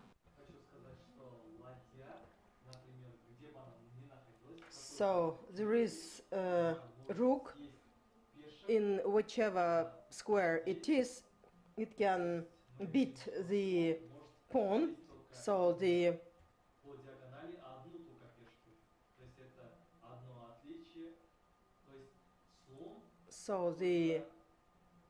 bishop can beat the pawn on its square, and the rook can eat at any square.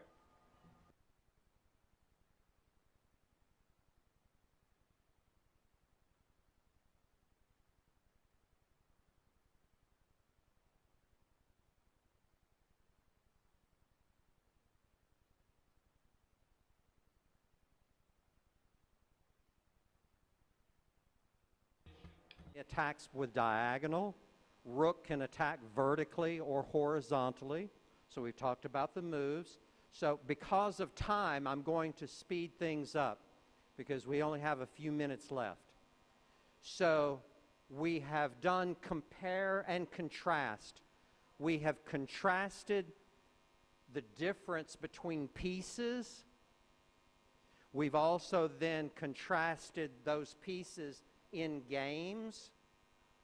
And then we can ask our students to write, which piece do you like best and why?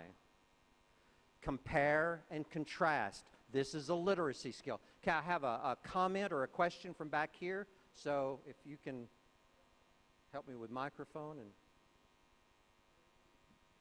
the most difference is results, because when the bishop play, it is pawn will go and queen, but when rook play, rook will eat pawn. So it's the most difference between the rook and the bishop. very good. Another difference is the power of the rook versus the power of the bishop. Now, depending on the age of the student, they may not use those words, but we can help them to develop their vocabulary and put those on our word wall.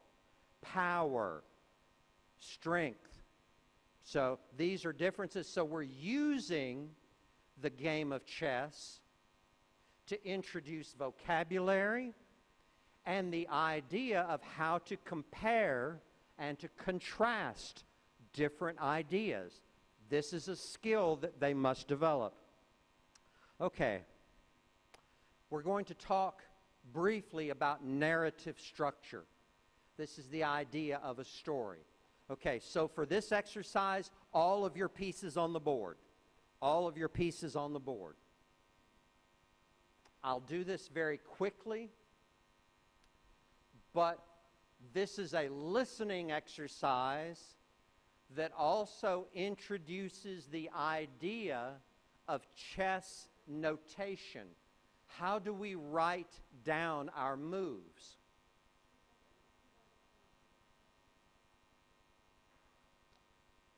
So one exercise that you can do that also helps to develop listening skills is to say, I will call out the move, you make it on your board, and after four moves, we'll see if you have the correct position on your board. Now, for this exercise, you probably already need to know about about chess notation. How many of you already know chess notation, how to write moves? Can I see hands? A few hands. Ooh, not as many. Okay. So if you're at a table and you do not know how to write moves down, raise your hand and someone will come and help you. But okay, here are your four moves. For white, pawn to e4. Pawn to e4. So make that move on your board. Black then plays pawn to e5.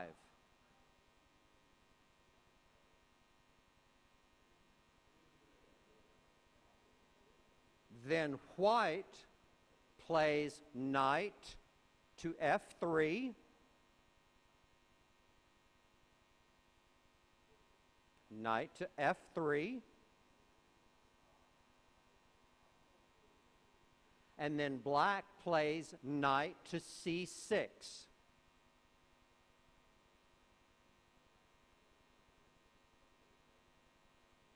Knight to c6. So there's a translation. What is knight? Po-ruski, knight. Coin to c6. Coin. Okay. Ot f6. Thank you for teaching me vocabulary. Okay. So we'll stop there. So I've given you directions. You've tried those moves on your board, and then I would play here, here, here, and here, and I would say, does your board look like my board? Okay?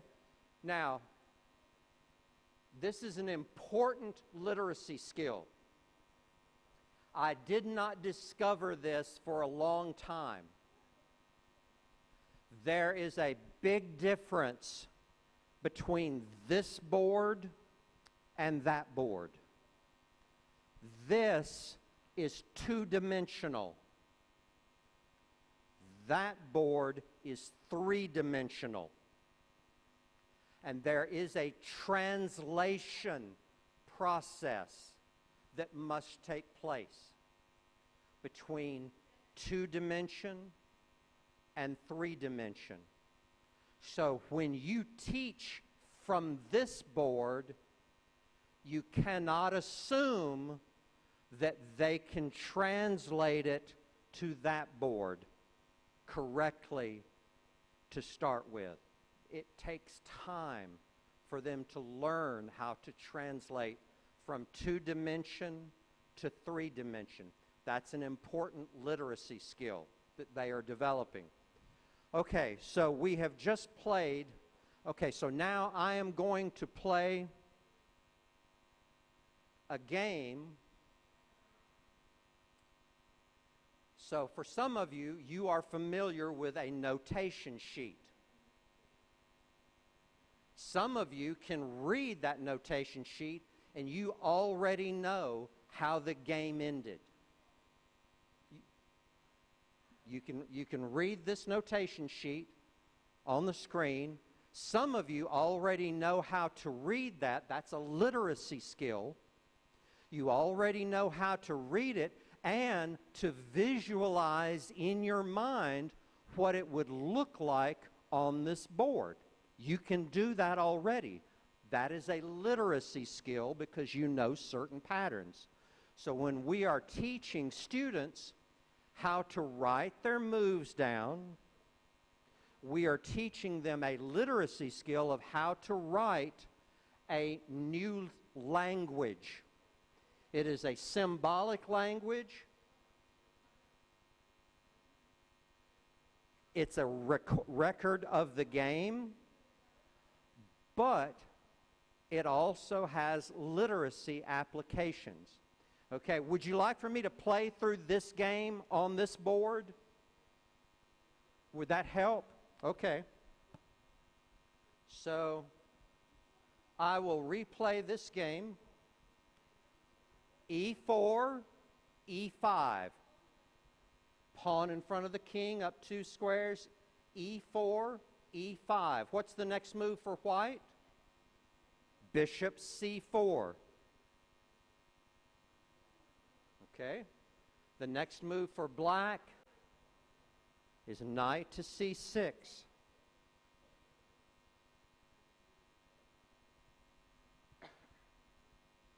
The next move for white is queen to H5. Nakamura.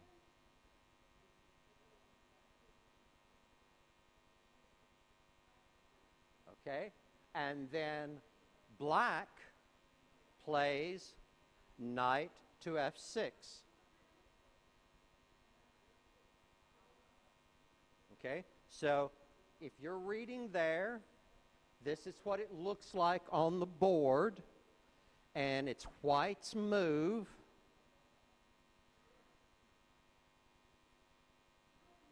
And so the next move says Queen X F7 plus plus.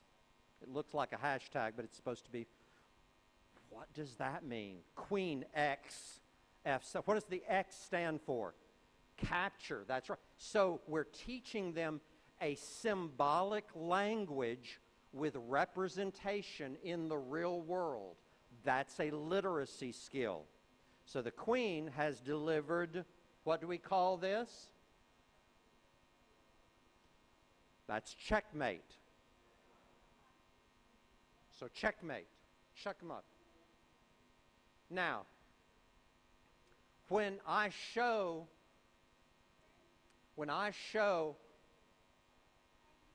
one of these sheets to a chess player, I ask them, what do you see? And they say, I see a game of chess. Okay, so now this is the important part. Don't get lost in the chess and miss the literacy. So when you look at the notation sheet, if I can have everybody's attention up here. When you see the notation sheet, what do you see? Well, the reality is you should see a story. It's not just about a game, it's actually a story. So how does a notation sheet represent a story? What features of a story are there? Well, because of time, I'm going to go ahead. So these are the features of a story that are illustrated in a notation sheet. We have a beginning, we have a middle, we have an end. In this case, it was a very short story. But there are also characters in this story. Who were some of the characters? Well, there was a king, there was a knight, there was a bishop, there was a queen, there was a rook, there was a pawn. Yes, so there are all of these characters in the story. So there's a different perspective on this story depending on your point of view. But so that's an element of a story, is perspective. But then there are also choices and consequences. In any story, a good story has choices that a character must make, and then there are consequences to those choices. Again, we're talking about writing a story, and your students will read stories, they will write stories, and we're using chess as the tool to help them learn the elements of a story. So how might we change the story from what we see here? So our standards that we are addressing is to describe characters, settings, and major events using details, and then write a narrative, write a story that's either real or imagined based on those events that occur in a sequence. Those are the standards. How could you change the story? Well, here's one way. Who played this game? Who played the white pieces and who played the black pieces? Was it your student who this is the first time they beat their grandfather? Or is it the first time that this student has ever played a game of chess and it was against a fellow student? That's a different story. So do you understand how the story can be told from different perspectives? Maybe the story is told about how each person responded to the result. Did the person who played the black pieces, did they get angry? Did they laugh? How did they respond? What about the person who played the white pieces? How did they respond? Were they polite? Were they arrogant? These are all words on the word wall that we can use to tell our story. So we have a game of chess, and we are using the game to teach extremely important literacy skills. One other thing I will talk about, there are many books for children. Now, for some of us, the only chess books we read are the chess books that help us to get better at playing chess. Okay, that's fine. But for children, they need to have a broad range of stories available. I have a suspicion you have available in both Russian and Kazakh many children's books that feature different aspects of the game of chess. Maybe it's using their imagination. Maybe it talks about relationships between children or children and adults. Maybe it's about the history and culture, because I can promise you the culture of chess in Kazakhstan is very, very different from the chess culture of my state of Tennessee in the United States. I will tell you a story about that in just one moment, and we'll finish. But this literature can also be an important introduction to the game of chess. So we're using the literature to help students learn a lot of things, but also something about chess. So in our time together, we've talked about reading skills, we've talked about point of view, we've talked about compare and contrast, and we've talked about narrative structure, the structure of a story, and how we can use a game of chess to tell that. I want to say a special thanks to my wife, Ruth, who helped me to develop this presentation many years ago, one of her fellow teachers, and then there's another teacher who wrote an activity that we didn't get to use. Okay, so we may have time for question and answer in just a moment, but let me end with this story. Okay, we all like stories, and this story will help you to understand the difference between the culture of chess in Kazakhstan and the culture of chess where I live. Okay, I have a car that I drive. Okay, on the back of the car, it has a license plate. Does that translate? Okay. On the license plate, I have paid money to have a special plate. Okay, so I need you to write this down. The letter N, okay, so write it on your piece of paper. The letter N,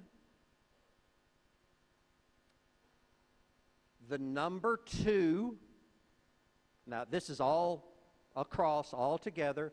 The letter N, the number 2, C, H, E, S, S.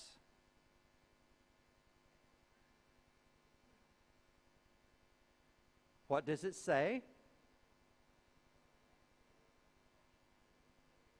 Into chess. Into chess.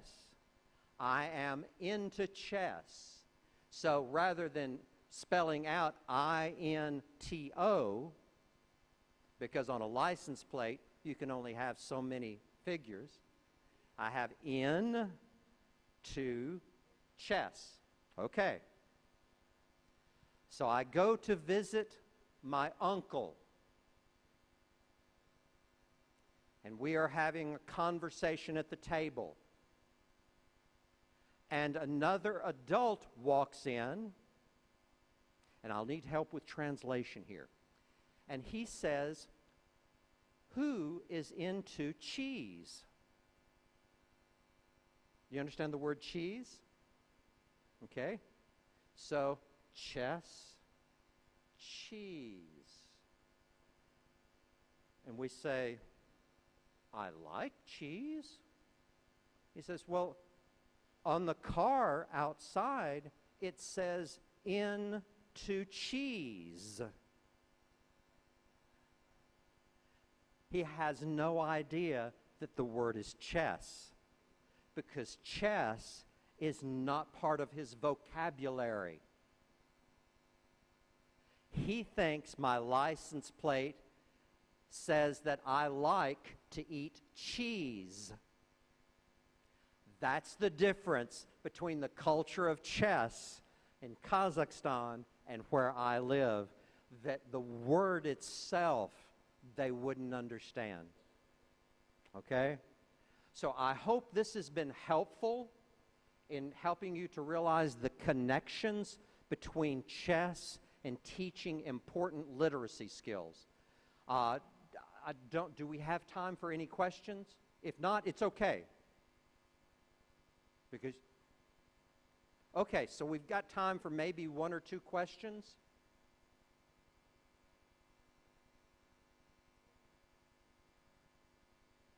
If we don't have any questions, because you may be thinking lunch, when do we go for lunch? That is your question.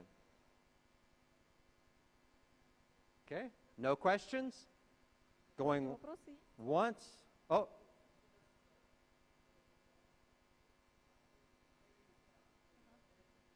When? Oh, when did I? Саламатсыздар ма? Менің есімім Жәнібек. Сізге шахмат ойнауға қызығушылық қайдан пайда? Hello. How did you get your interest to chess from your father or from other relatives?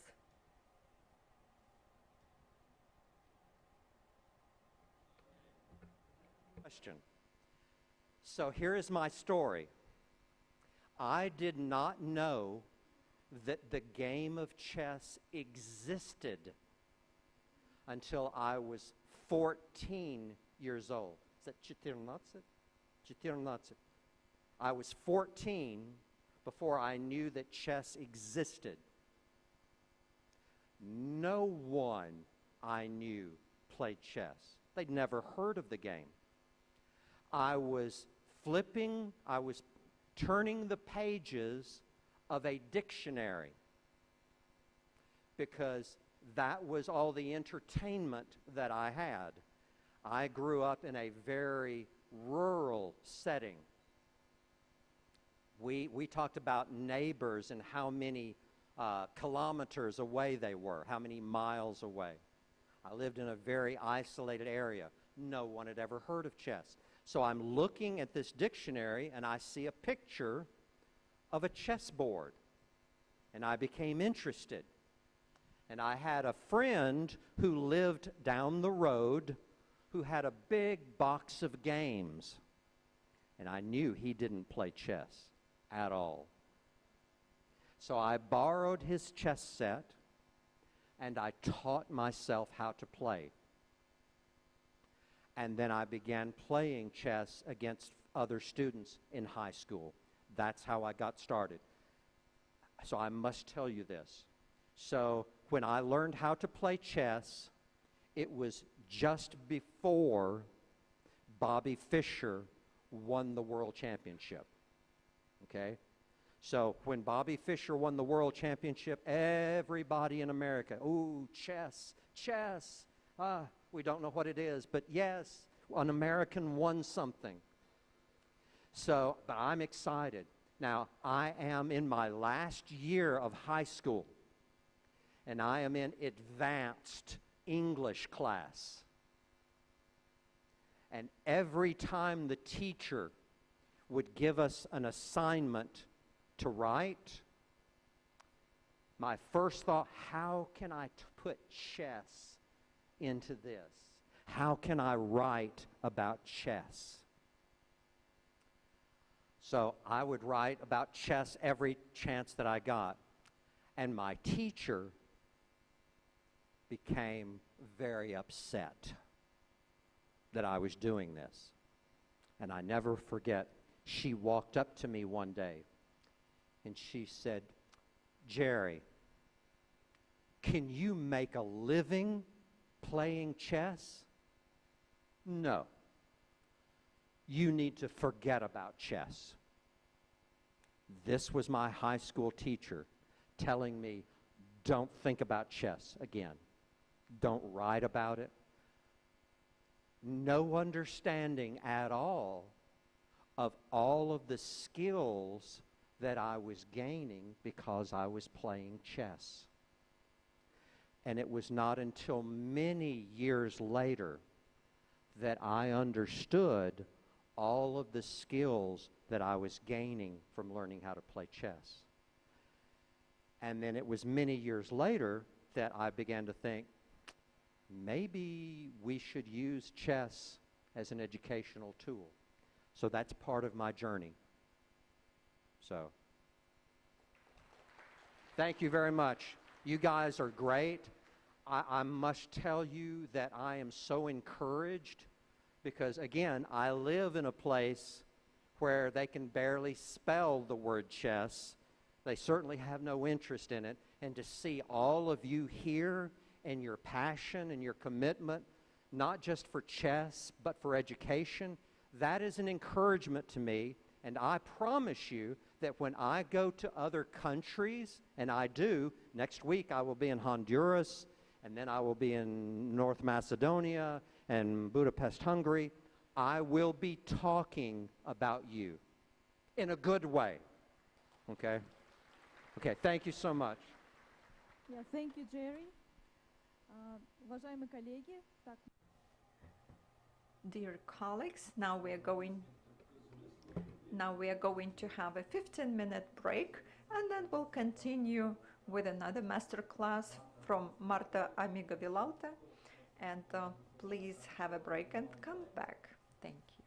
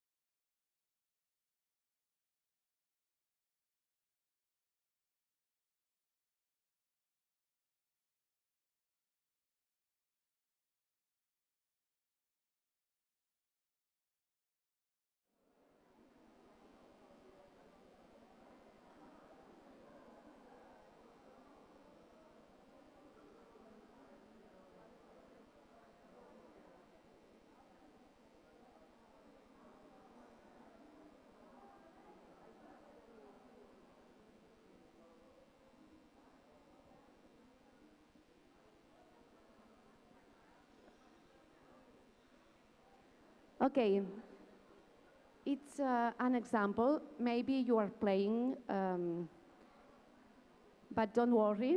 It can be that could we can not finish all the games that we played, but you can see how it works.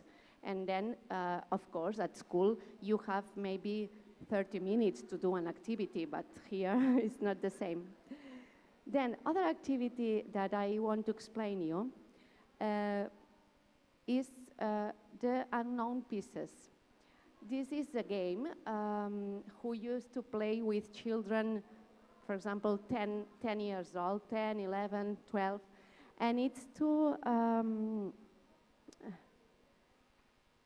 to work the sign more than, minus than, or equal. You have in your table these papers that you can see here, these papers, and but now we won't play the game now because we have a lot of games to explain, and I prefer to explain firstly the games, and then if we have time, we can play that you want.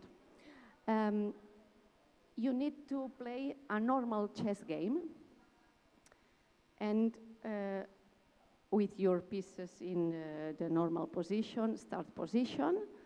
Then when you capture pieces, you can put it in your paper, solving the equation that you have here.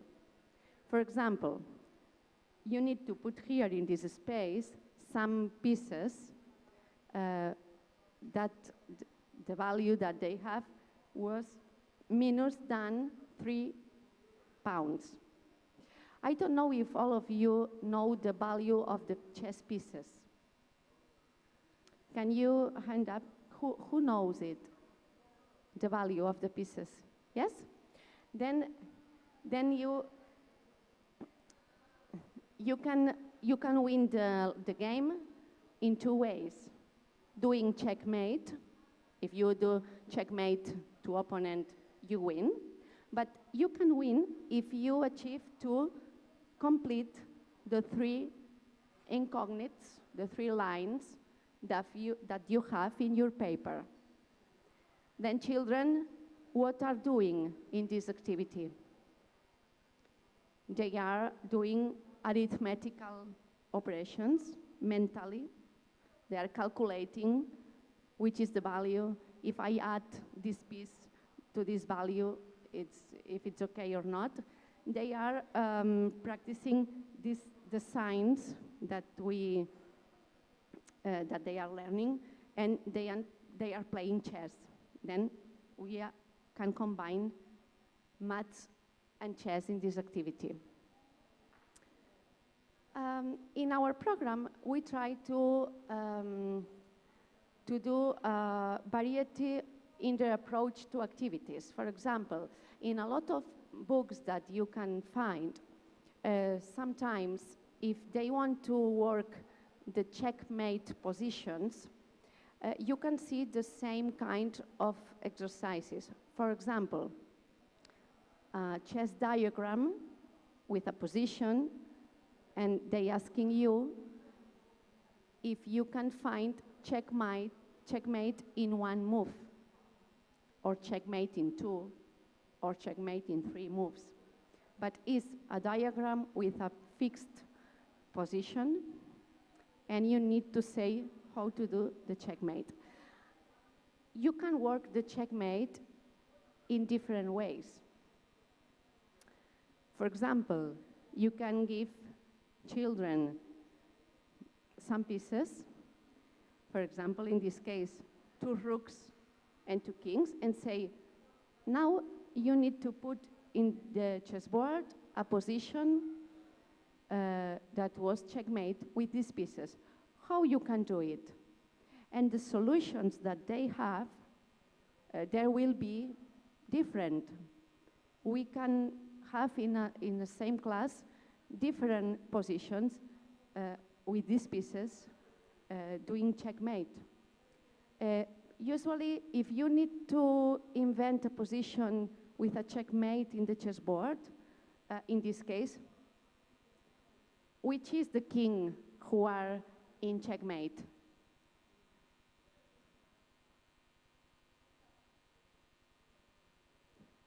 Which king will be in checkmate, black or white? If you need to construct a position with checkmate with these pieces, which one will be in checkmate? Which king lose the game? Black king, because it's impossible to the black side to win the game. There are not black pieces. Then it's very simple, this exercise, but you can do it with more pieces and different. Sometimes, or a lot of times, where do you put the black king if you need to invent a checkmate position? Where do you put? In a border, maybe? Which, who puts the black king in a border?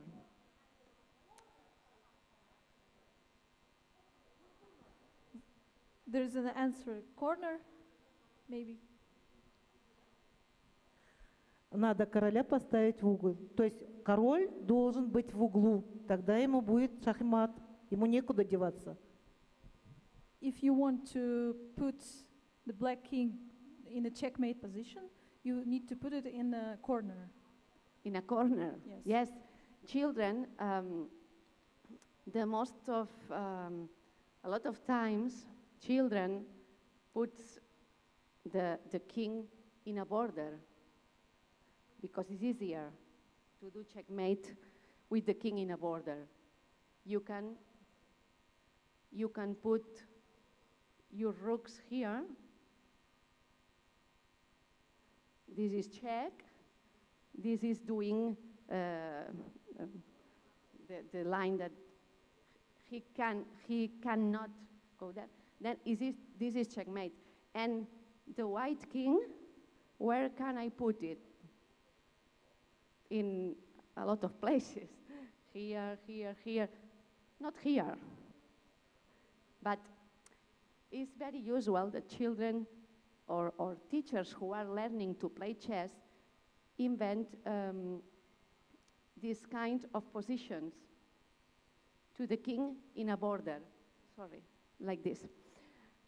But if you see that the children can invent this position, it's a very open activity.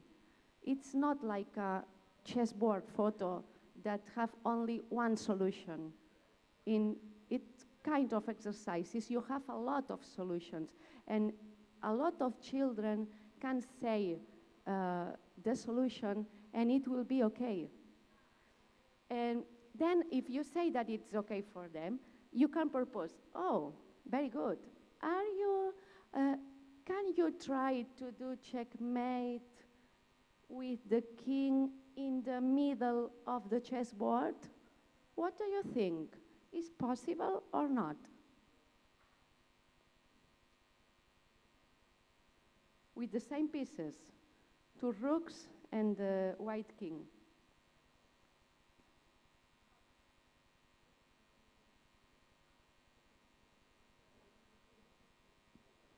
Now, there are a lot of people in the chessboard now.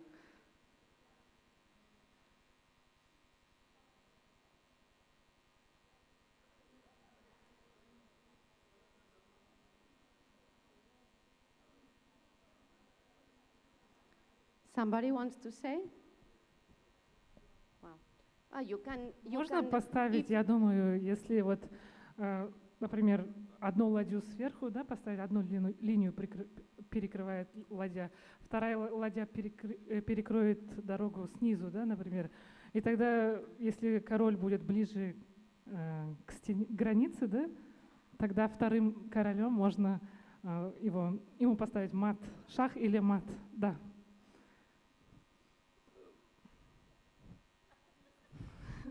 То есть 2 ладьями надо сверху и снизу или там слева, да, заблокировать 2 хода.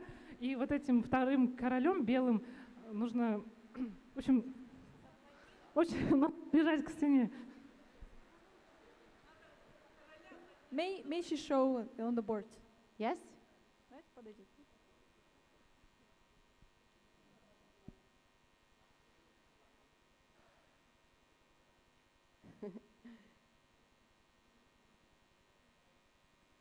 You can show it.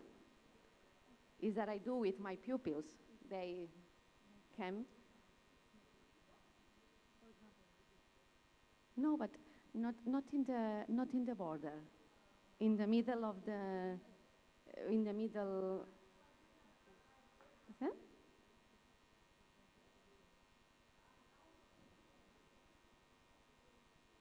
Okay, like this here, for example.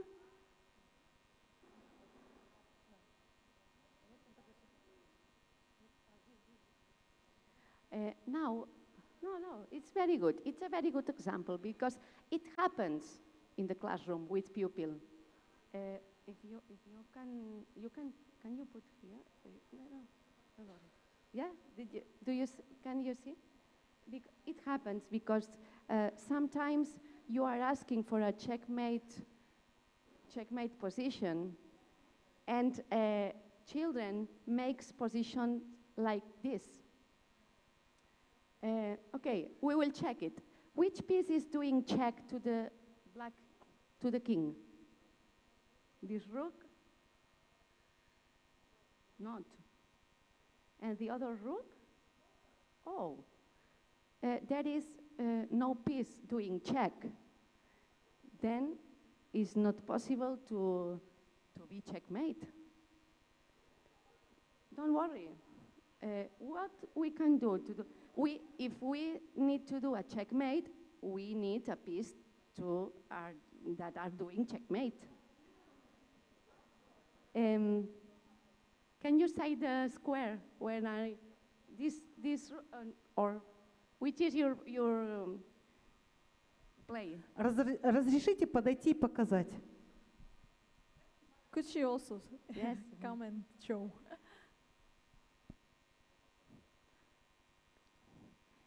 Then you can ask, if you are the black king, you have some possible options here to play. And some people say, yes, I can do it, I can.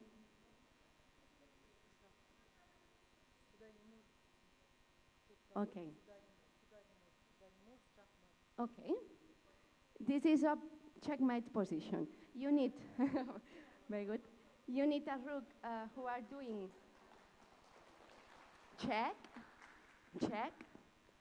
The other rook is the line that king could not pass. And the other king that before we didn't need before, now we need to control these three squares for the black king don't escape. In the last position, you can do it like this too.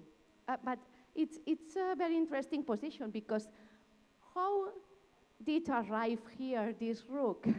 This is another question. For example, you can ask and children can answer different options. It was an example. Sorry, I need okay. Because my time is finishing. Other kind of exercises. We have this checkmate position, but we have very bad luck because the black piece is faded and we don't know which are the black pieces. All the pieces are white. But we know a thing. We know that one team has 3 pieces and the other team has 4 pieces. Then we need to discover which one of the pieces are black. Then children can paint the black pieces to build the checkmate position. Other game that we can do it, we can have different checkmate positions, cutting in half, and you need to discover, you need to pair the different parts of the position to make checkmate positions. This exercise, this table, I think that we have this on the table. You can do it vertical, horizontal. You can do it in 4 parts, a square chessboard, but it's very difficult. And you can do the same activity, this one, if you have the border, the line border of the chessboard. It can help you because you know if this part is left or right. But the same position, if you cut the border out, increase the difficulty a lot. Then if you, in your class, have children who need special job because they finish very fast, because, for example, children with high capacity, you can do the same activity without the border and the difficulty increase for these children. You can adapt.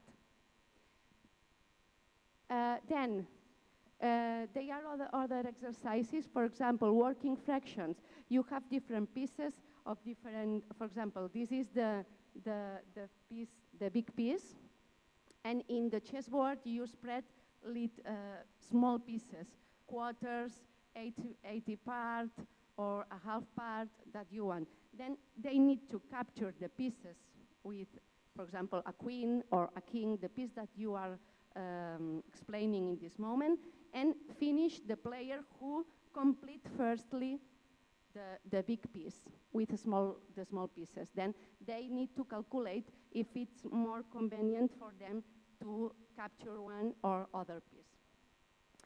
For example, you have, we can have different cards like this. This is photo, this is positions, the 6 first moves in a game. We have the 6 first moves of a game, and we need to discover the order. Then pupils can look it and put in the table. This is a manipulating activities. Put it in the correct order. It's not the same that to see the positions in disordered in a paper, because your eyes see it differently. Then if you can manipulate like the other activities that we explained, is better because they consolidate better that they are learning. For example, you have in some chessboards here, you have some chessboards with words, for example, parts of your body. If you are studying English and you are learning the parts of the body, head, leg, hand, face, you can put these words in the chessboard with a piece. You can capture the chessboard, the words. But attention, if you want to capture the word, you need to define it. Then you need to know what this word means. For example, if I can capture face, I need to define what is the face. The part of the body where there are the eyes, the mouth, face, yes, okay, for me, I have one. And win who capture more words. You can do the same with, for example, countries. If you are learning the countries and the capitals of the countries, you can put a lot of papers with the name of different countries. And if you want to capture the paper, you need to say the capital. If you don't say the correct capital, you cannot give you the paper.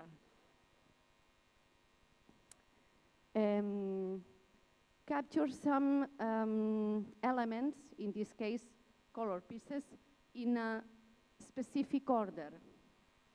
It is an activity to work planification, to observe. it's not valid the first piece that I see. I need to think and planificate which is the best way to capture fastly all the pieces spread in the chessboard. And finally, this is an activity that I made for the Chess Olympiads in 2018 to work this, the interpretation of tables with results, to see the lags of the countries, and to work mathematics. We have the final ranking cutting in lines, and we don't have the score column. Then we know that these points are games win, games draw, games lose, and for each game win you receive 2 points, for each game lose you receive draw 1 point and lose 0. Then you need to calculate with this which is the final rank, and you have this I don't know, in this zone there are at the final of the session, if you want to see the materials, you can go to see it. You have the explanation of each column, which is the meaning, and it's a very funny activity because children are trying to discover which was the final ranking, and we can speak with this activity. We can speak about geography, about different topics of the curriculum. And now it's the presentation. Sorry, because we are delayed. Then we cannot play all the games that we put in the tables. Sorry, but at the final, if you want to see these games, you can do it. Thank you.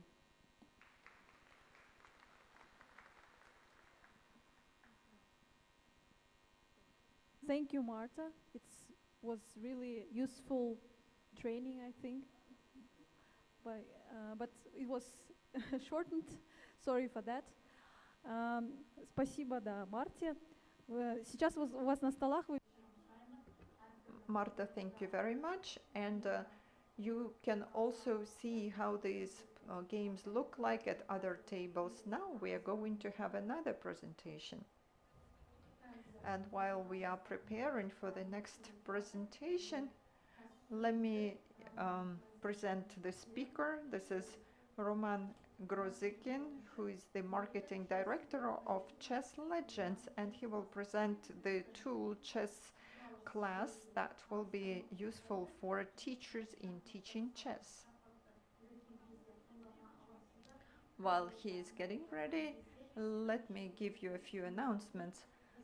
After we finalize the presentations, we will award the certificates to you. The volunteers will provide the certificates to you, and you can put in your name. So the certificate will be with an empty space for your name, and you can put your name yourself.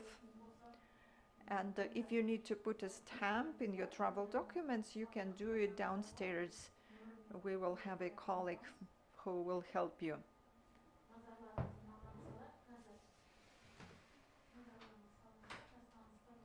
We are going to have the presentation on the screen.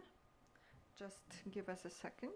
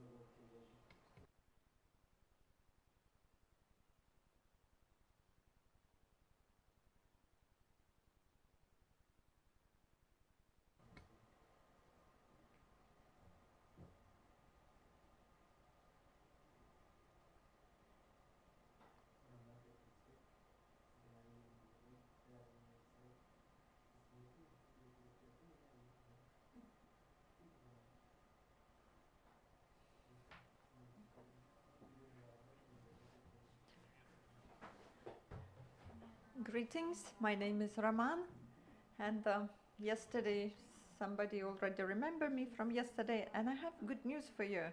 This is the last presentation for today, and you will get the certificates soon, and you can have some rest. And another good news is that I will try not to give you any difficult exercises. That was enough of the work for you today. And I will just show you the tools that we have. And I want you, of course, to work with me and respond, because I know that people here play chess very well, unlike me. And today we are going to deal with chess. As you probably remember, yesterday I told you about Chess Legends, and these are mainly two products. Mobile application for independent learning, where children can watch the videos and practice in games. And the second is the platform for schools that help schools and teachers to organize teaching process at school in the class, to teach and control the assessment results. And today we are going to discuss this tool that last year was successfully implemented in 42 schools. And as Darmen Sadvakasov said, we have 700 applications, and we plan implement it in more schools this year. So let's see how this tool can make your work easier.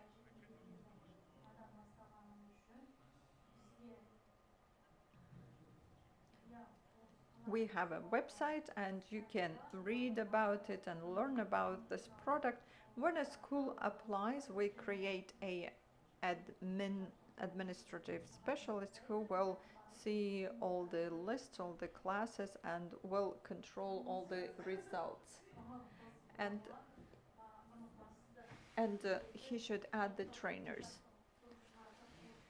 So let's pretend that we are a trainer.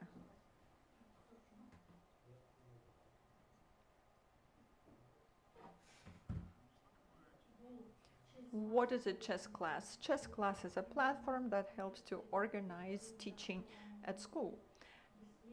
For example, we have a classroom with a teacher and students and a board, and we can present some materials. And the digital tool is to do the illustration and do some interactive activities at the board. And the platform includes a number of modes. Let's go through them. Before we teach anyone, we need to understand who we teach and how. The administrative work, unfortunately, is needed here as well. Let's see what we have here.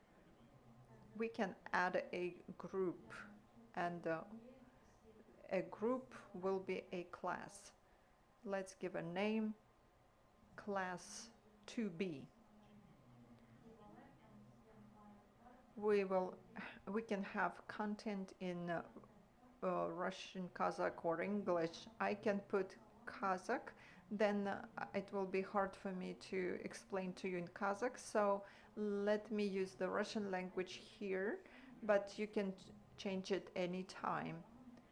You can choose a trainer, and you assign who among the teachers will be responsible for this class. So we created a class, and we have a student here, and we are going to work with the group class B. So we need to add students here. You need to fill in the information, but not in all the fields is necessary.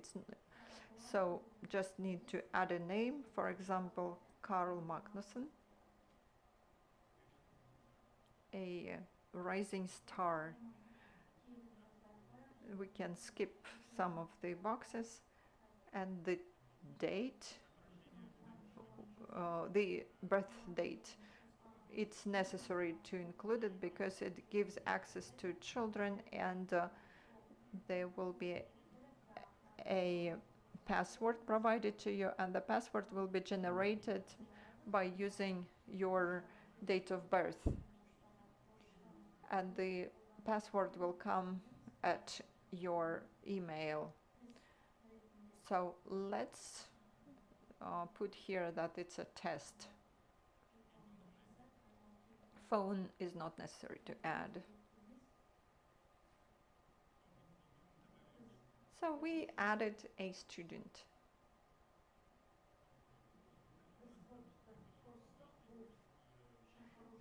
The status is invited, and before a student studies, he needs to accept the invitation.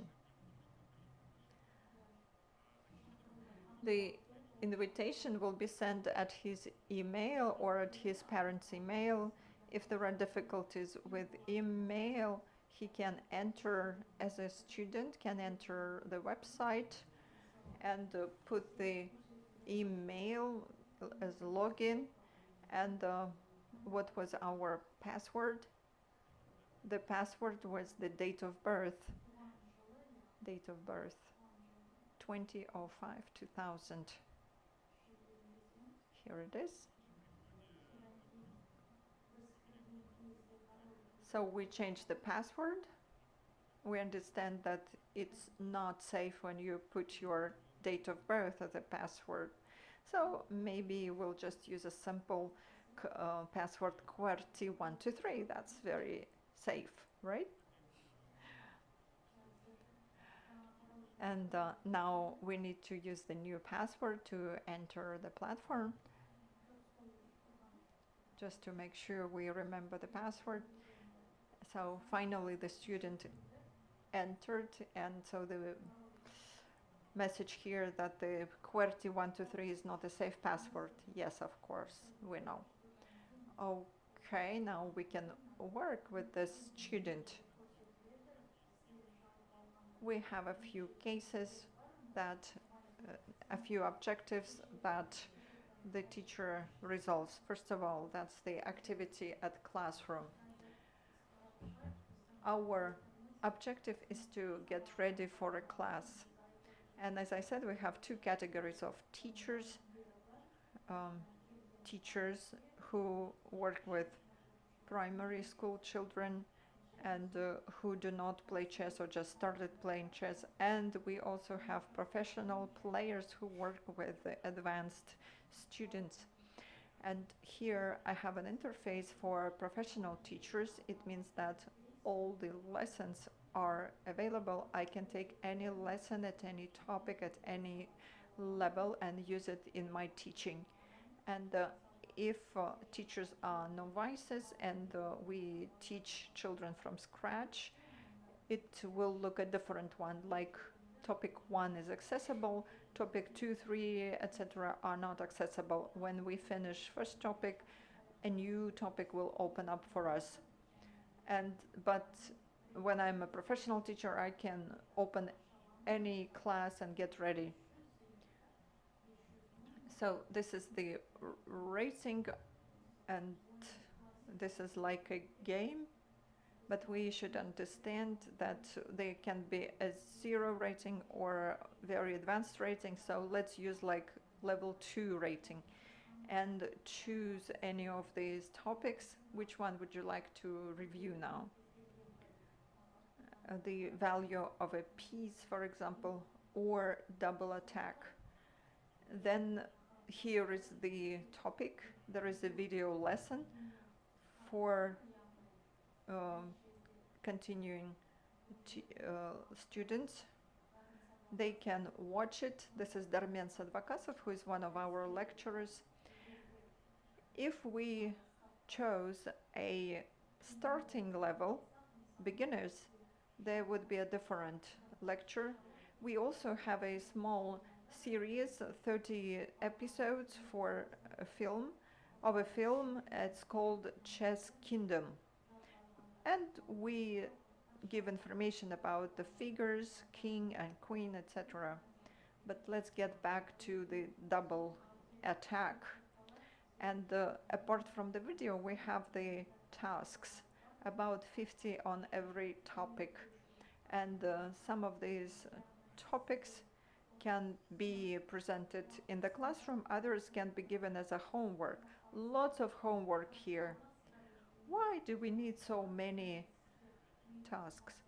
Because when you give a homework, the system identifies the task in such a way so that they would be different for every student and they won't be able to cheat. And then we prepare, we can see the right answer here, see the video ourselves, get ready for the class. Then we come to the classroom and what we need to show the lesson. We've seen that teachers are overburdened with administrative work. They need to fill in the classroom journal. And here we have a life hack.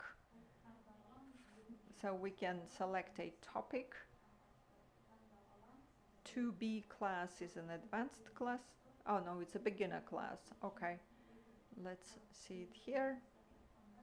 For example, the queen, how it can move. And we can sit down and work with the journal. The video will be in the language you chose.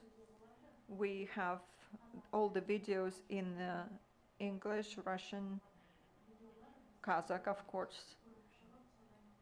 We can watch a animation after video, and then we get to resolving the problems. Children still do not know how the pieces move, so here is the test for them. They choose the correct answer, so it's a multiple choice test. There are up to 10 exercises and we complete the lesson. After we complete the lesson, the student's account shows this as a completed lesson, but he can come back home and watch again the lesson.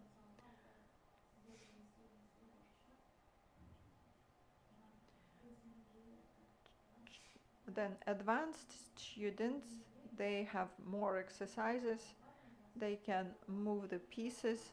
They can place the pieces on the board. Then we want, for example, children to resolve problems at home. So we get to the homework, select homework, select our class, select a topic. Now we have only one topic open, and since we completed it, it shows status as completed, and here we can choose a homework. We select a topic, set the deadline, by what time they should finish the work, because after that the access will be closed and the children won't be able to do the homework after a certain time. And now as a student I can get into the homework and I can see the topic, once again see the video, see what problems we did in the classroom, and then I can start working on my own.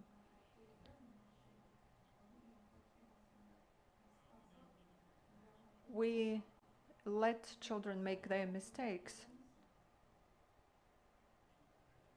For example, there are 10 problems and we give them 20 options to make mistakes.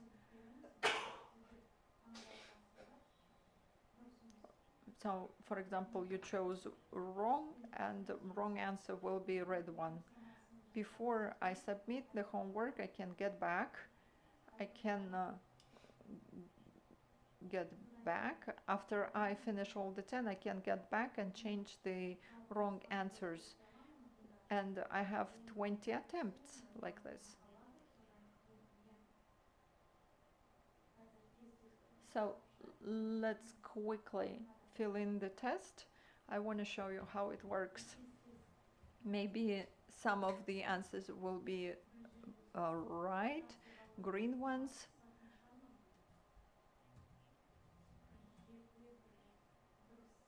I'm sure that some of the answers will be correct, will be green.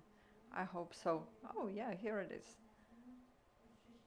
Statistically, there should be not only red answers, there should be a green answer as well, even two. So we finished the test. Here we don't give the marks, and we think it's not quite right to show the marks, but we just show how many percent was right. And now I can get back and change the answers.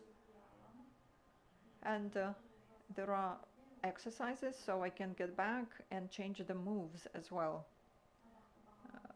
Evaluate the lesson. So this is our feedback. If it was boring for you, you can put this feedback for us, the comment that I was so bored. But Darmin Sadvakasov was good, so we understand the video was good, but the exercise was boring. I am a teacher and I need to control how the homework was done.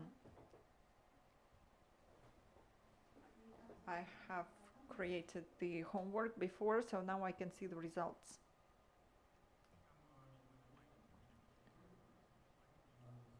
After the deadline, everything will be accessible. Oh, here I didn't put complete, so that's why I didn't see some of the features available.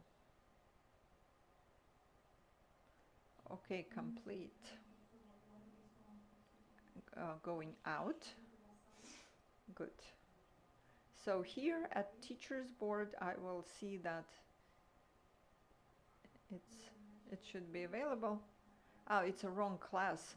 So here, homework number 1, now I see it here, and I can see the results.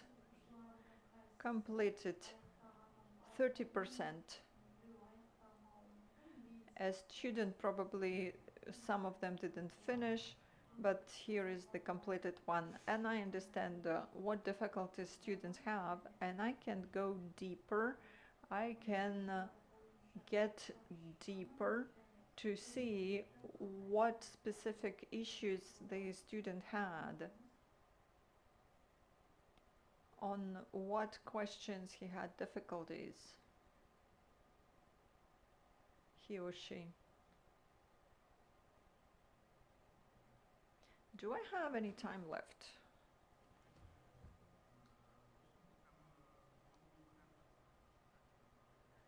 You will be able to open the test by a single student and by all students. For example, question number 3, and you will see how many children gave the right answer. Control work format. It's the same as homework, but a little different.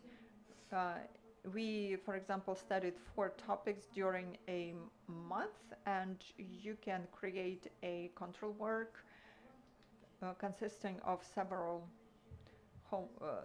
topics. So you can select your topics.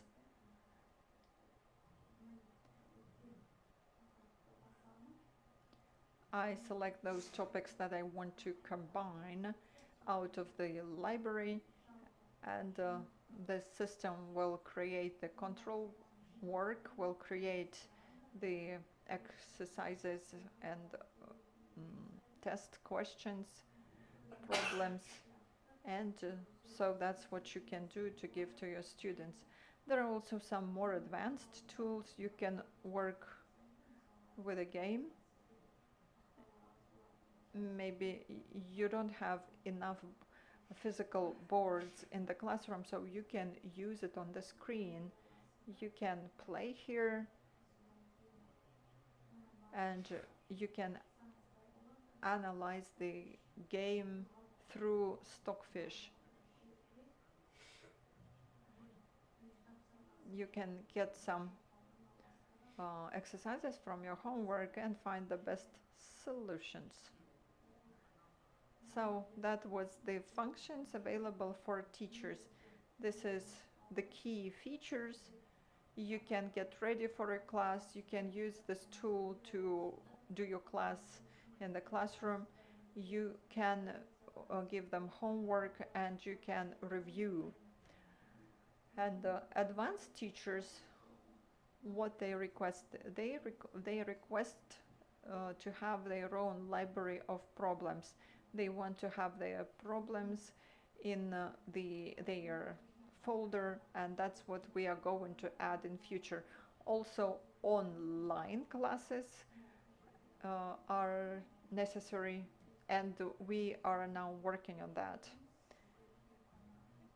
You know, you don't need to meet in Zoom, but work in an interactive mode on the board. For example, you have 10 students joined and you can tell them that this is the board, you and you, and try to move the pieces here on the board, and you give the right to work with the board. So you can give specific to your students the right to use the board, then change it to give it to other students. This tool was used in 42 schools, and teachers had very positive feedback. At the beginning, there were some bugs, but we resolved the issues. We added more features, and in general, the feedback is very good because the content is ready, the materials are ready, and what you need to explain, it's done easily in the video, and then you can do the interactive activities with your children. Children are engaged, and to make them even more engaged, we give access to the children to the mobile application. Although our mobile application is a different product, there are some repeated content, but we provide the premium access to students so that they could use it at home and resolve more problems and compete with each other. Because this platform that I explained to you, this is more about teaching, more for teachers. And children, what they need a game aspect. They need to get the scores and the presents and feel that they are winning. And give me just 2 more minutes to show the application. Many of you have seen it, many of you participated in the contest and already received your certificates. We've run out of certificates already yesterday.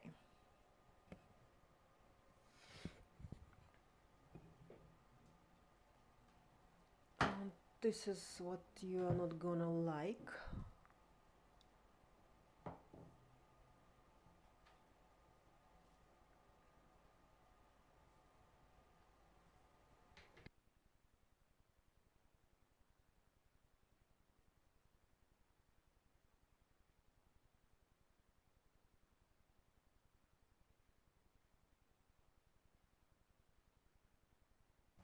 So, when you run it for the first time, we explain, well, in English, because my phone is in English. Everything in my interface is in English by default. If you have it in Russian, then it will be Russian. Well, we haven't added Kazakh yet, but at least you could see it in Russian. You can change your settings. So we select the player. This is for parents, so that they know that the child is playing. So we select a nickname,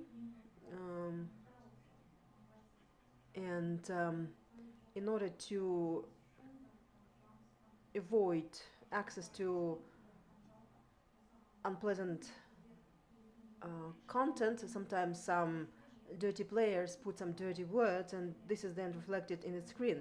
And then we offer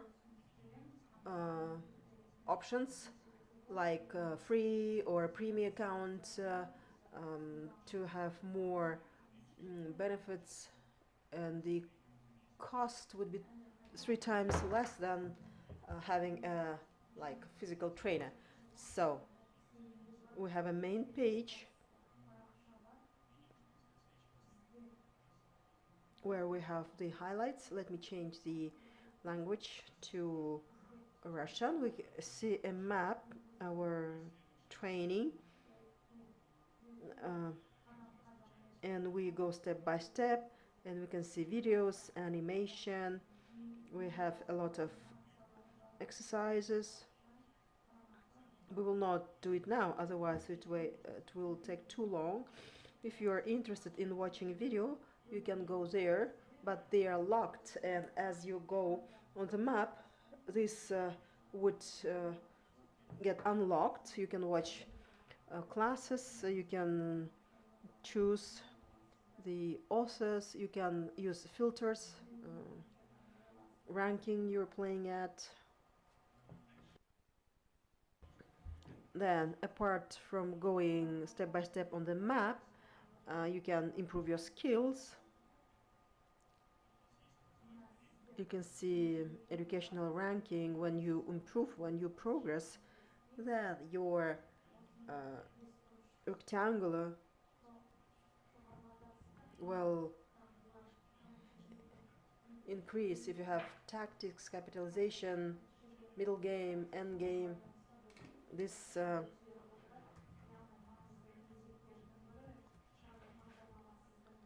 this pentagram would grow.